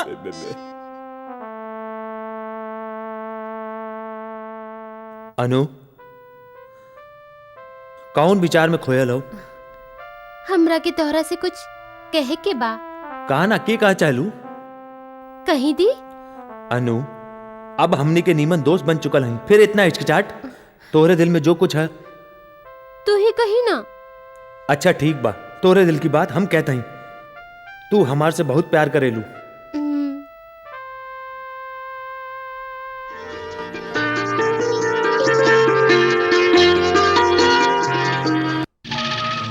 तुहार बेटवा जेकर औकात जमीन पर रहेंगे तो कीड़ा से भी कम बा।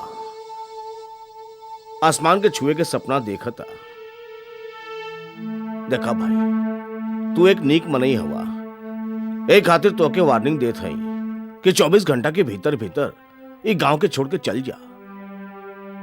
हम नहीं चाहते कि ये बूढ़ शरीर जेकरे अंदर बीमार हड्डी बा अपन जवान बेटा के अर्थी उठावे, समझला।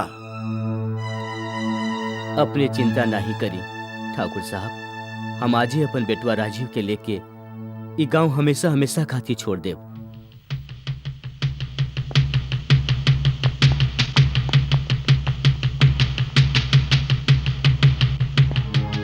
जीजा जी, हमार बात जयेंद्र सिंह से हो गई बा और वो बड़ा खुश बाड़न कि तू अनु बिटिया के ब्याह जल्दी से जल्दी करे चाहता ही।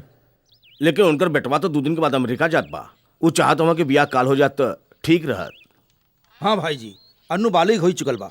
अगर वो जवानी के जोश में आई के कहीं भाग के वो राजीव से ब्याह कर लेलस तो हमनी कानूनियों तौर पर कुछ नहीं कर पाई। वही तो यही खातिर हम कह रहे हैं कि अनु बिटिया के ब्याह जल्दी से जल्दी करवा दे जीजा जी।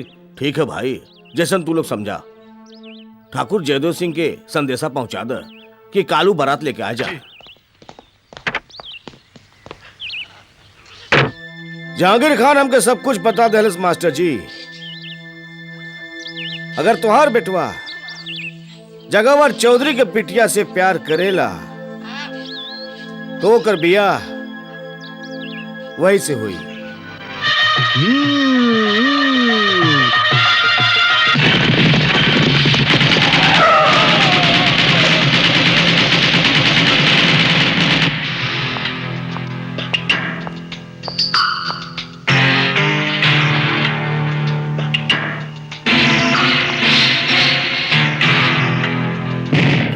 मोहतरमा, ये हाथ बहुत नाजुक बा।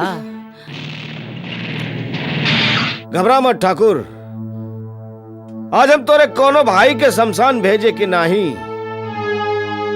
बल्कि तोरे बिटिया के जिंदगी आबाद करे आए हैं। राजीव, जा मंडप में बैठा। तू ऐसा नहीं कर सकेला अर्जुन पुजारी। जा बिटवा।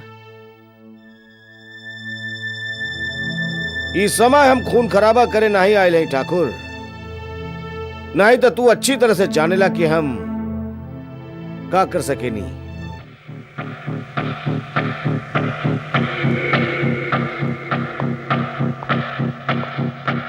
बड़ा भाई जी,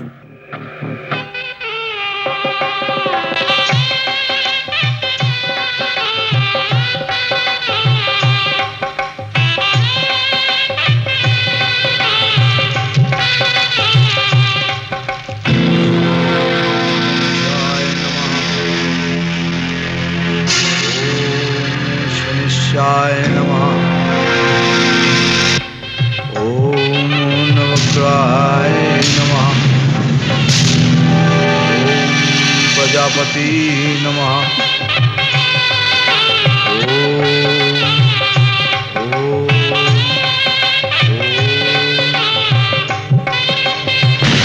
ओम प्रजापति नमः।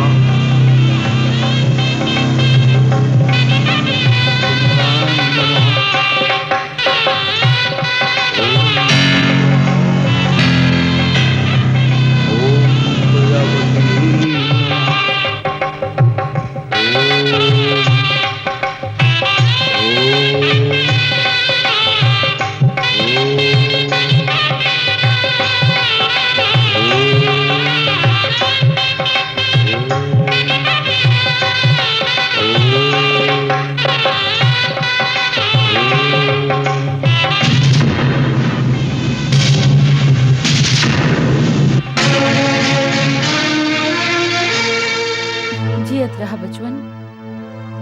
खुश रहा।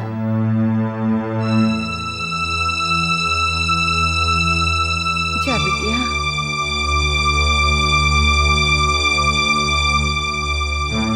नाही राजीव, हट। हमरा के इनकर आशीर्वाद नहीं चाहिए। ऐसा जालिम बाप के बेटी कहलवावे से तनीमन बा कि हम अपना आप के लावारिस समझी। आज हम इन सब लोगन के सामने मिस्टर जगावत चौधरी से आपन नाता तोड़त है और अपन जिंदगी से इनकर बेदखल करत है। अनु! अनु! पापा, अब हम तोहर असलियत जान गईल है। समझ ले रहुआ, अर्जुन पुजारी के बहन के साथे जो कुछ कैल बाड़ा वो सब हमरा के पता लाग चुकल बा। जौन अर्जुन के बहन के संगे तू और तोहार भाई लोगन इतना अत्याचार कैला, आज उहे अर्जुन तोहार बेटिया के केहू के दुल्हन बनवले बा और ये साबित कर देहलस कि तू लोगन कितना वैश्य हव और ये कितना महान। डाकू ई नहीं, तू लोग हव। अर्जुन भाई, हम तो ये मान चुकल है कि हमार बाप मर गईलन। काई नहीं हो सकेला कि तू एगो भाई के नाते हमार कन्यादान करी दा।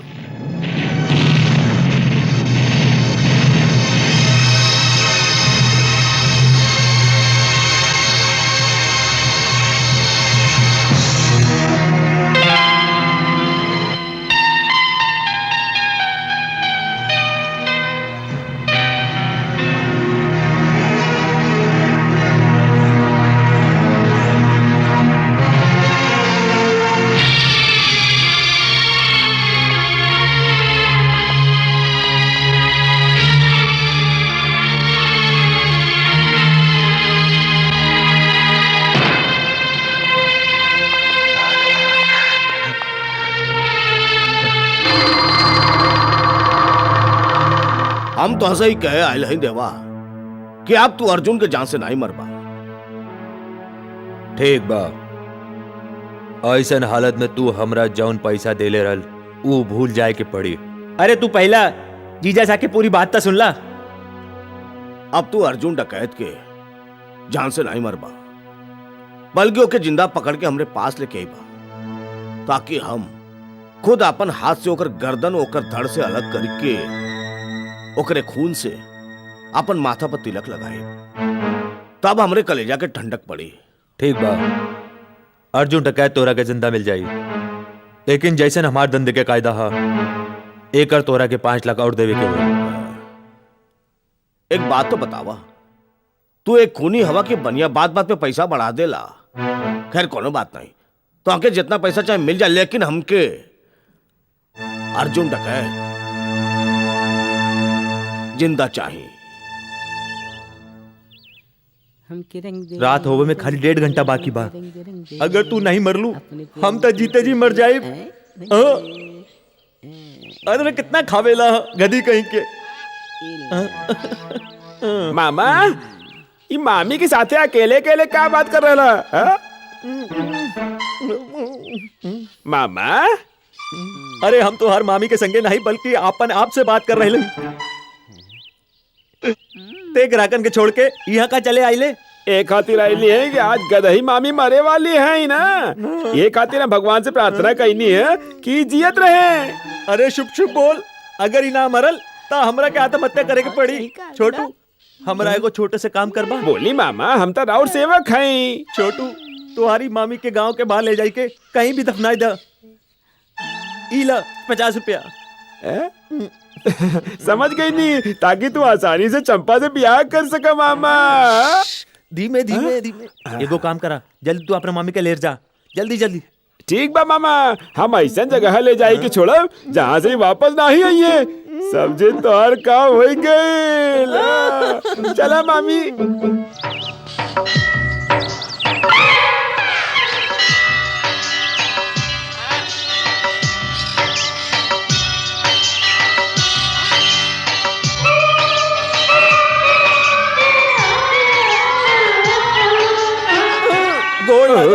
कहकर बड़ा खुश रहा। भगवान के लाख लाख शुक्र बा कि गदही स्वर्ग से धार गइल और तोरे ब्याह के बीच में जवन दीवार रहे वो गिर गइल।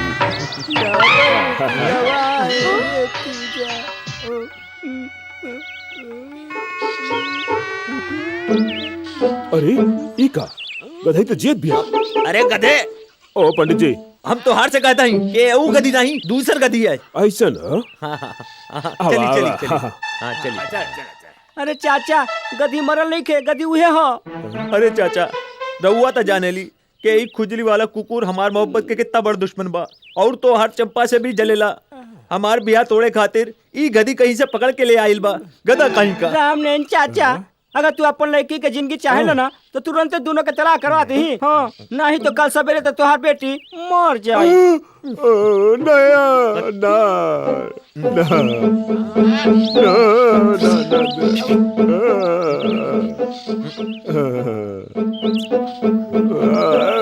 पंडित जी, अपन राहु केतु की भाषा में समझाइए इनकरा के। रामनयन जी, ये नटखट बनारसी अज्ञानी हवे, एकरा के कुछ नहीं के मालूम। तोरा चंपा बेटिया अकल से खाली बिया। किशन लाल के कुंडली के हिसाब से शनि के द्वार पे जौन राहु के पहरा रहल वो हट चुकल बा। अभी दोनों सुखी जीवन बिताई सकेले ना। और ते कल मुही नाच पिटे गधे के पीठ पर बैठ के खुजली वाला कुकुर जैसे गांव-गांव फिर रहल बड़े, समझ ले। आओ चली चली चली चली भागो।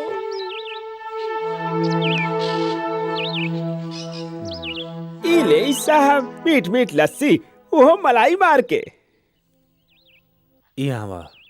जी साहब। तोरा नाम कहा? हरिया साहब। कब से काम कर रहल बड़ा? ये कोनो 5-6 साल हो गए हुजूर। तब तो अर्जुन डकैत के बारे में बहुत कुछ जानत हुए। अर्जुन डकैत? नाम तो सुन ले है जरूर, कब देख ली ना। तोरा तो ठीक से झूठ बोले भी नहीं आवेला। हम अच्छा से जाना तानी कि तू अर्जुन डकैत के बारे में बहुत कुछ जानेल। हमरा के ओकर ठिकाने का पता चाहिए। एक काम के खातिर हम तोरा के निमन पैसा देब। हम बाद में आई।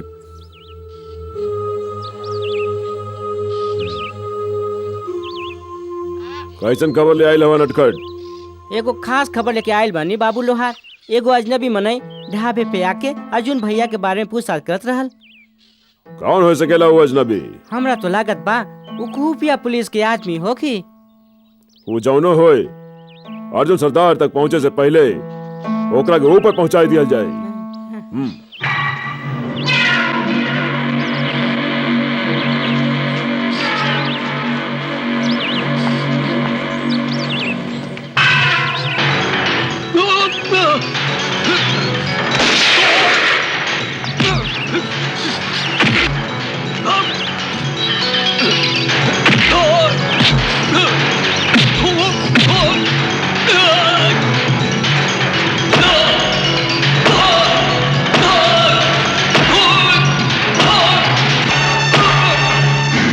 देखा, अगर ते चाहत हवे कि तू जियत रहे ता अपन सरदार अर्जुन डकैत का पता बताई दे। हम अपन जान दे सके नहीं, पर अपने सरदार के साथ है गद्दारी नहीं कर सके नहीं।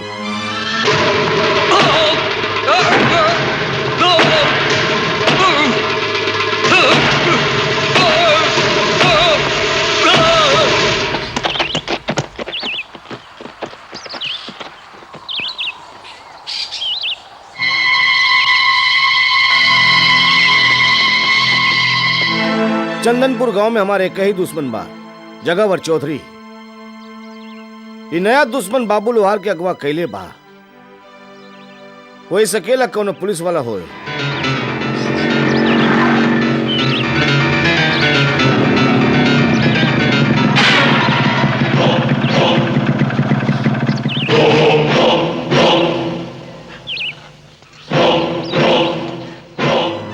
देवा नाम है हमरा, देवा। पैसा लेवेला और मौत देवेला। यही खातिर लोग हमरा के मौत के सौदागर कहलन। तो हर जिंदगी के फाइल बंद करे के खातिर पैसा ले चुकल है हम। जिंदगी की कौनो आखिरी इच्छा होवे तब बताई दा। हम वादा करत हई तोहरा के मौत की गोदी में सुलाने से पहले तोहार आखिरी इच्छा जरूर पूरा करब। हम कोनो दिया नहीं जेकरा के तू हथेली से दबाई के बुझाई देबा। अर्जुन पुजारी आग का दरिया हवे, जेकरे रास्ता में आवे वाला जल के राख हो जाला।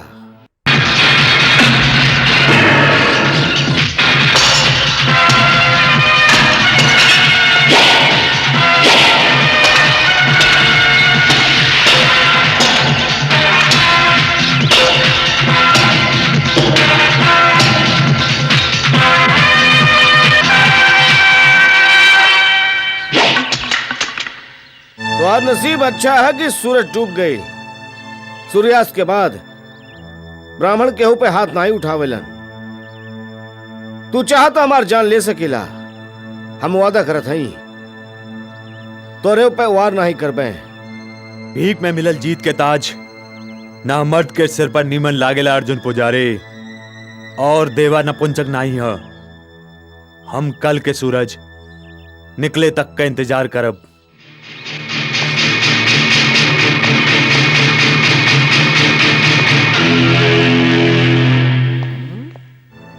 नटखट बरार से जौन अजनबी नौजवान तोहरा से अर्जुन सरदार के बारे में पूछताछ करे रहल, वो ये गांव में कहीं छुपल बा और तोरा के पता लगावे के बा कि ये भगत कहवा बाऊ।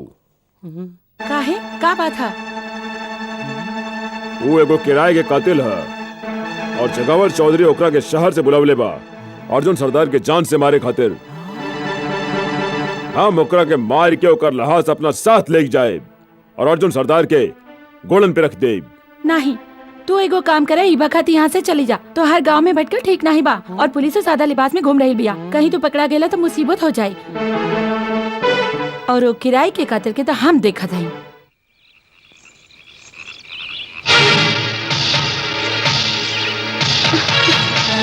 काय खातिर आइल हुआ यहाँ? तो हर सोअल आत्मा की जगावे खातिर और ये बतावे खातिर कि अर्जुन पुजारी के माथे पे डाकू होवे के कलंक लागल बा। बाकी वो डाकू नहीं बा, वो लूट मार के खातिर हथियार नहीं उठावले बा। हमार आत्मा सोई है या जागी, या फिर अर्जुन पुजारी डकैत काहे बनल, ई जाने में हमार कौनो दिलचस्पी नहीं के और ना ही कौनो फर्क पड़ेला।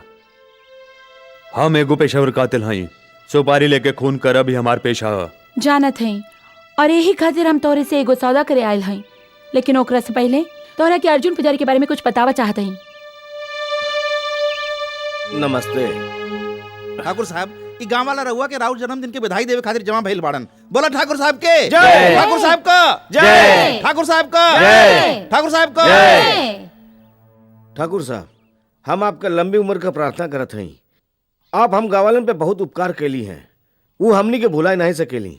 अर्जुन, तू तो जानेला कि गांव हमनी के पुरखन का है, यही लिए ई गांव से हमके बहुत प्यार है। ई गांव के लोगन खातिर हमसे जौन भी छोट मोट काम भइल हम कैली है, लेकिन कोनो बड़ा कारनामा नहीं है। लेकिन हम तो सबसे वादा करते हैं कि हम जब तक जियत रहब, ई गांव का खुशहाली खातिर, ई गांव के तरक्की खातिर हमसे जौन भी बन पड़ी हम जरूर करबे। ठाकुर साहब, ये लिए हम गाँव वालन के इच्छा है कि अगले चुनाव में आप अपने गांव से लड़ी। हमने की विश्वास बा कि आप एमएलए बन के ई गांव को उद्धार करबे, जैसन आप लोगों की इच्छा। विक्रम, तू हमार रास्ता काहे रोकले बाड़ा? रजनी, भरल जवानी में तू विधवा हो गईलू, एकरा में तुहार कौन दोष बा? भगवान तोरे साथे बहुत अन्याय कैलन। तो एगो काम कर, रात के हमने के हवेली पे आजा, वहां हम तोहरा के इतना प्यार करब कि तोहार मन खुश हो जाई और बरसन के जवन तोहार प्यास हुई वो बुझ जाई। एगो विधवा साथे ऐसन बात करत तोहरा के लाज आवे की चाहिए। वादा करबू रात के आवे के तो प्यार से जाए दे, नहीं तो जबरदस्ती लूट ले तोहार इज्जत। विक्रम, तू क्या समझेला? ई गांव में तोहर बाप के राज चलेला, जो तू कोनो लड़की के साथ जबरदस्ती कर सकेला? खबरदार, दोबारा एकरो और आँखी उठावला ता बहुत बुरा अंजाम होई तोहार। चला रजनी। नहीं फूलमती, ठाकुर विक्रम प्रताप हमरे बहन के बुरी नजर से देखे की हिम्मत नहीं कर सकेलन। उनके साथ तो हमार कोनो दुश्मनी नहीं खे। दुश्मनी नहीं खे त का भाई? ठाकुर त गाँव के बहु बिटियन के अपन बाप के जागीर समझेला, और ओकर बस चले ना तो हर जवान लड़की के अपन हवस के आग में जलाई देवे। कहीं ऐसा ता नहीं दूसरे गांव वालन जैसन तू हो ठाकुर से डरेला? अगर ये बात बा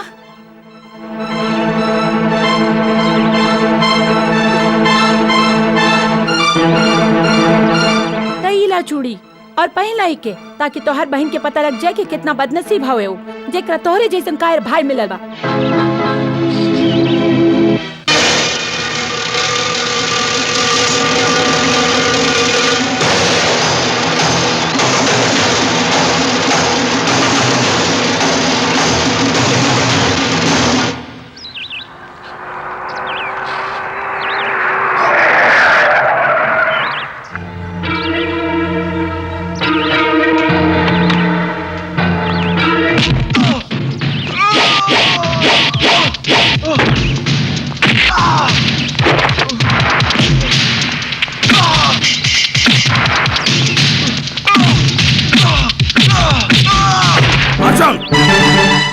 रुक जा अर्जुन, ये सब का होता?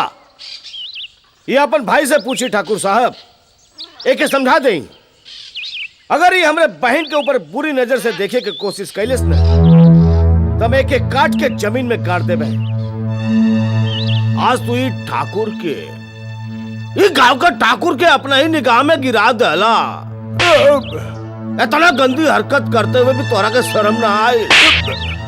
ये गांव हमनी के है, ये गांव का हर मनई हमनी के परिवार जैसन है। काशीनाथ ये गांव का पंडित हमक पांडे, और तू पंडित के बिटिया पे बुरी नजर रखला, नालायक, बुरी नजर रखला तू। हमार भाई जौन जलील हरकत कैले है, ओकरे लिए हम हाथ जोड़ के माफी मांगत है। हमके माफ कर दा।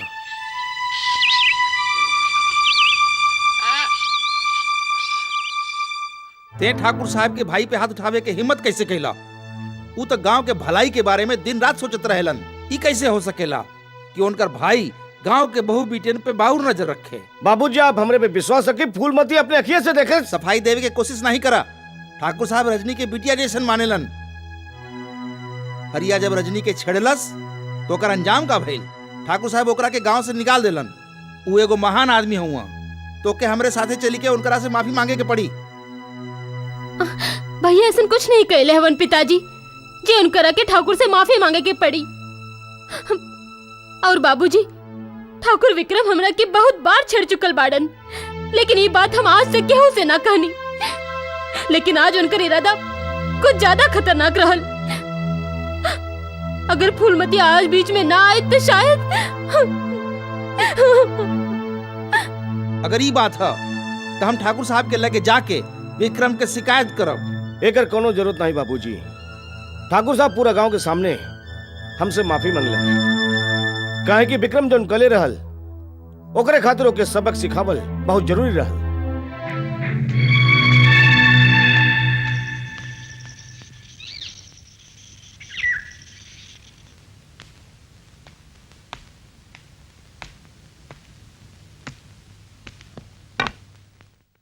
आवा अर्जुन, आवा आवा, स्वागतम स्वागतम। आप हमके यहाँ काहे बोलौली ठाकुर साहब? चीर हरण नाही देखबा? भैया! रजनी! ठाकुर! तू जाना ले, उस दिन तोरे सामने हम अपने भाई के चाटा काहे मरली है।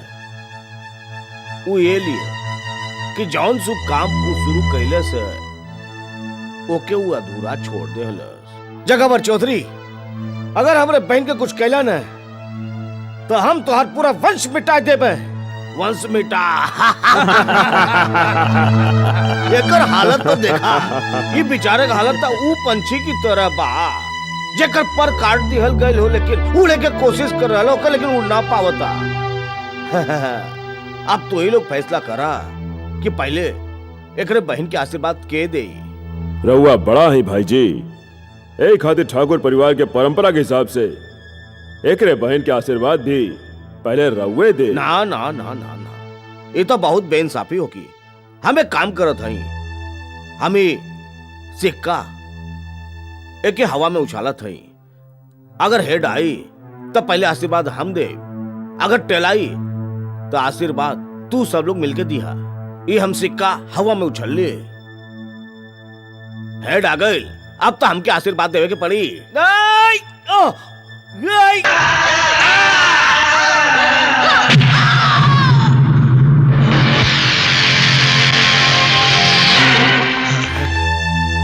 बाबूजी ये तो मर गई। अब का हुई भाई साहब? अगर पुलिस आइल तो हमनी फंस सकीला जा। ओहो जीजा जी, अगर रउआ चाहे तो रातों रात ई लाश के कहूँ फिकवा दे। नहीं साले साहब, इलाज हमने के बहुत काम के है। गन्ना जी मालिक। बीरेंद्र जी बड़ भाई जी। गन्ना समझ गए ना? हाँ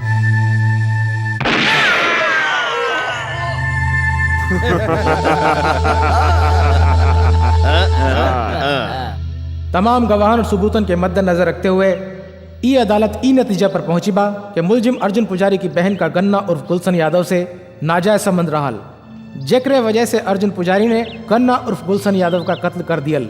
ई अदालत मुलजिम का मुजरिम करार देते हुए ताजिरात हिंद शेर दफा 302 के तहत उम्र कैद की सजा सुनावत बा।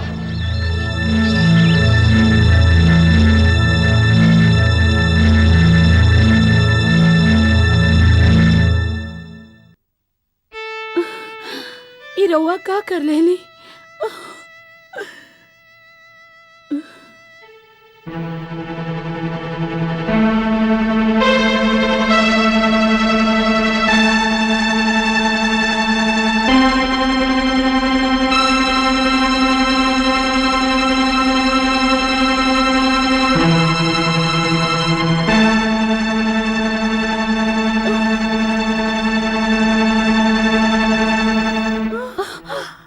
चाचा जी,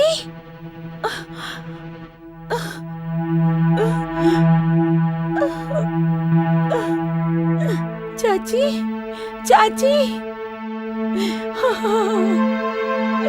चाची, चाची,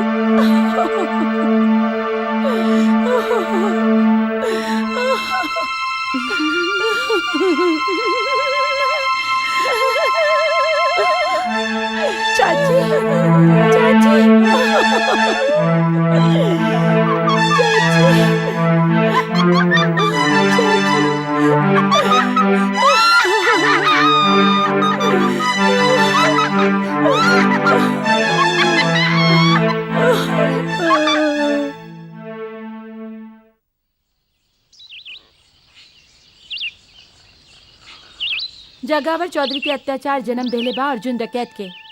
ई सब जाने के बाद भी तोहरा के लागत बा कि अर्जुन के मारब सही बा, तो हम तोहरा के साथे एगो सौदा करे चाहत हई।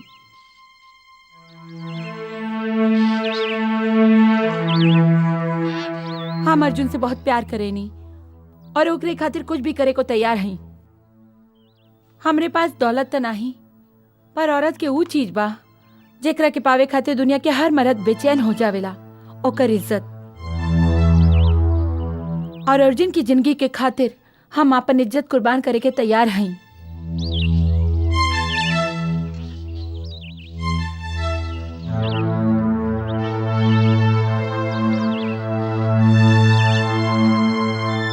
तोहरे साथ हम रात बितावे के तैयार हई,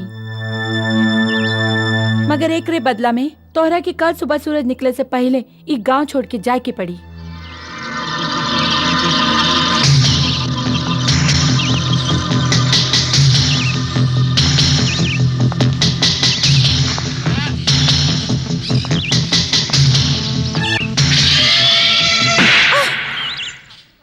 खून करब हमार पैसा, जिस्म के भूखा नहीं है हम। हाथ में रिवॉल्वर लेकर पैदा नहीं भइल रहनी। ई दुनिया हमरा के वैसी बनावले बा। हमरा एगो भाई रह रोहित, गलती से डॉन की लड़की से प्यार कर बैठे।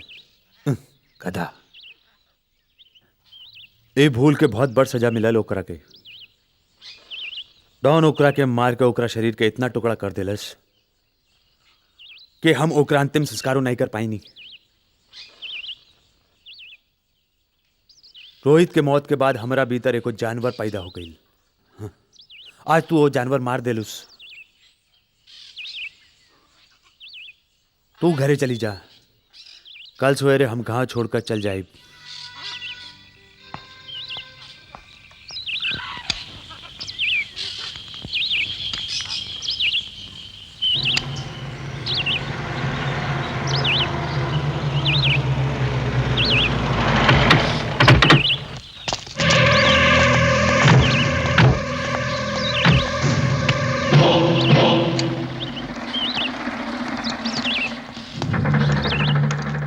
का बात है देवा, कोनो काम रहल तो जगमोहन से कहलवा दे ले होता, हमके बुलावे के क्या जरूरत पड़ गई? तो हर पैसा वापस देने खातिर ई बैग में वो 40 लाख रुपया बा जौन तू हमरा के अर्जुन पुजारी के मारे खातिर दे ले रहल। ये पैसा लौटाओ के का मतलब है तुहार? मतलब साहब बा कि हम ओकरा के मारल नहीं चाहते। का हम एकर कारण जान सकेली? वजह बतावल हम तोहरा के जरूरी नहीं समझनी। लेकिन हम जरूरी समझेली। देवा शायद तू ये भूल रहा हुआ कि तुहार शहर नहीं हमार गांव है। यहाँ बस हमार राज चलेला, हमरे इशारा के बिना तू यहाँ के सड़क भी पार नहीं कर सकेला। बचपन में हमरा के फुटबॉल खेले के बहुत शौक रहल।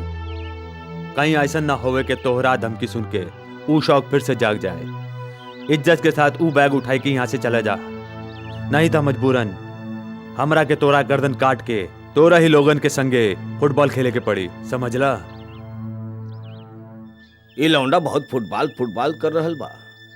एक काम कर, फुटबॉल की जगह ही एक लात मार के गोल में डाल दा।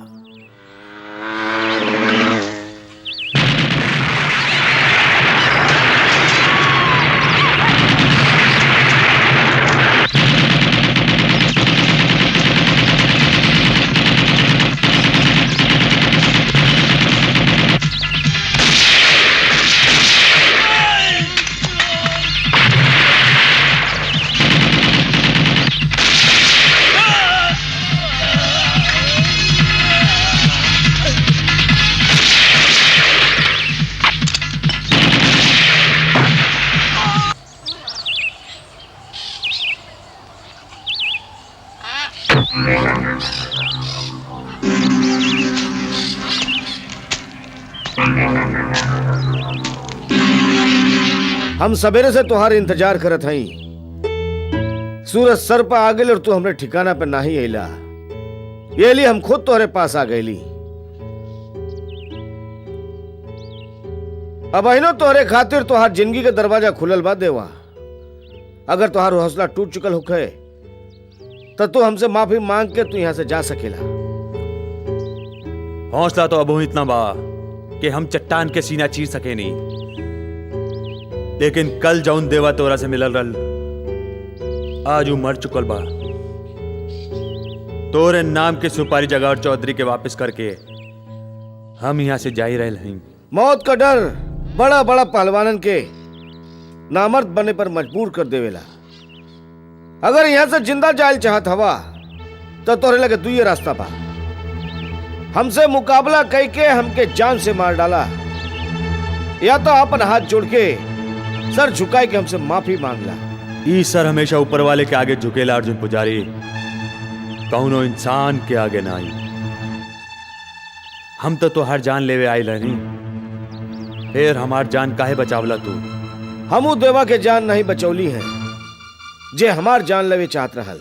हम जा रहे हैं। अगर तू चाहा तो हमार पीठ पे गोली मार के अपन जिद पूरी कर सकेला।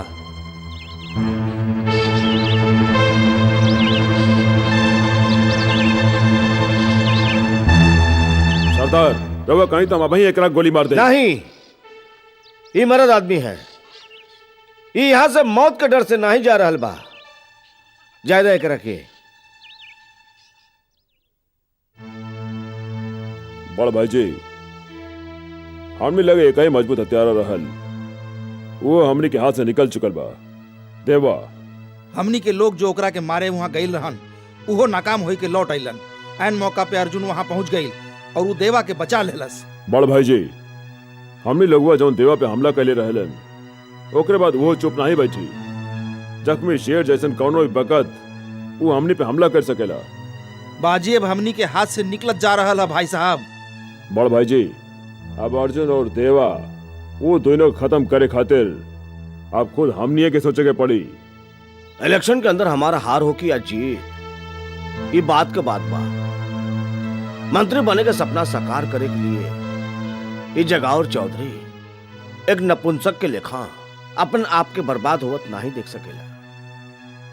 अब हमारे एक मकसद है, अर्जुन देवा का मौत।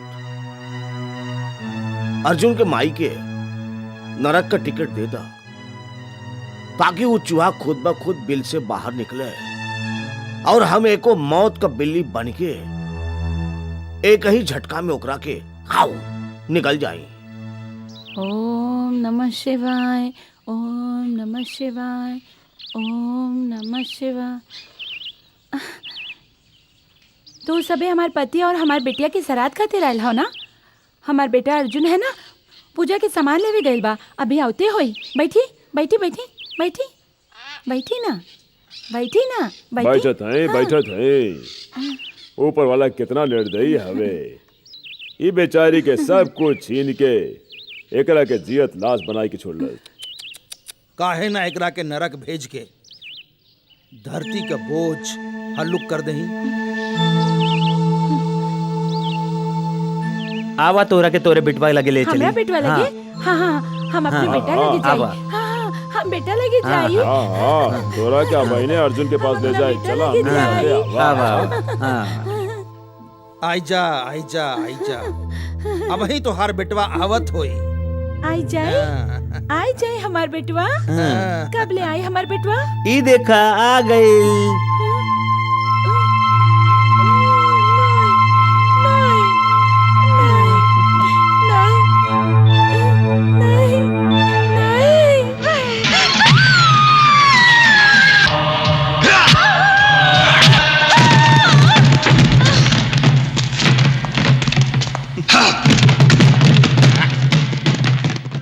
अनर्थ हो गई। ठाकुर अर्जुन के माई के मार देलस और लहास अपने साथे ले गई। वो लोग भाई के खून करके आपन कायरता के सबूत दे ले बाड़न, लेकिन तू फिक्र नहीं करा। ठाकुर खातिर काल के सूरज मौत के पैगाम लेके आई।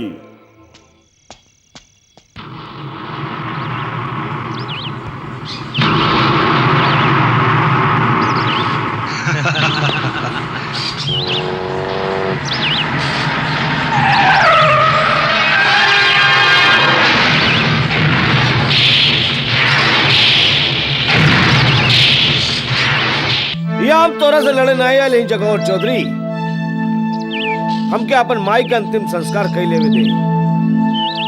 ओकरा बाद तू हमरे साथे जौन चाहा कर लिया। तू हमके आखिर में ही लिए मारे चाहत रहा ना, ताकि हमरे अर्थी के केहू कांधा न दे सके। देखा अर्जुन देखा, बाजी पलट गई है। अब हम तोके खत्म करके और तोहार और तोरे माई के लाश उ गंदी नाली में बहाई, जहां सारा गांव का गंदगी बहेला।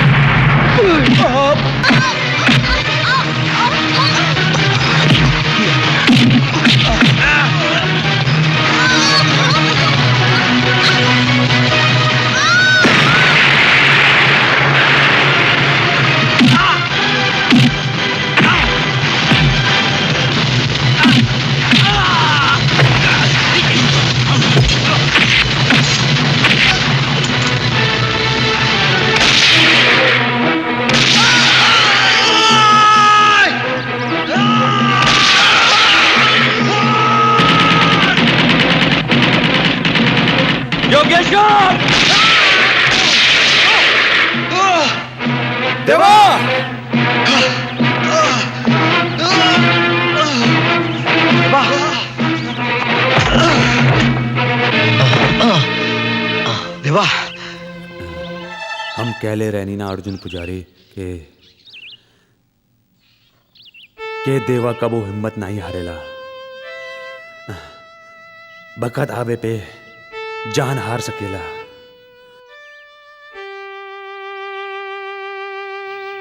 अब जाए के बखत सलाम।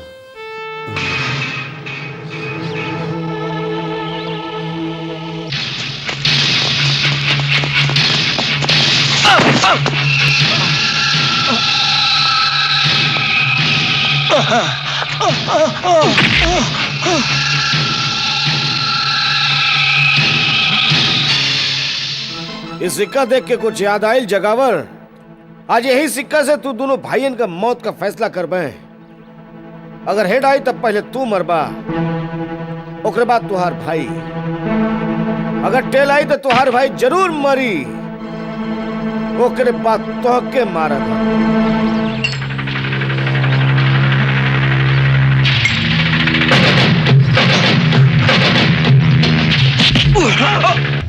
एकर मतलब कुदरत तू दोनों का मौत इकट्ठे चाहतिया।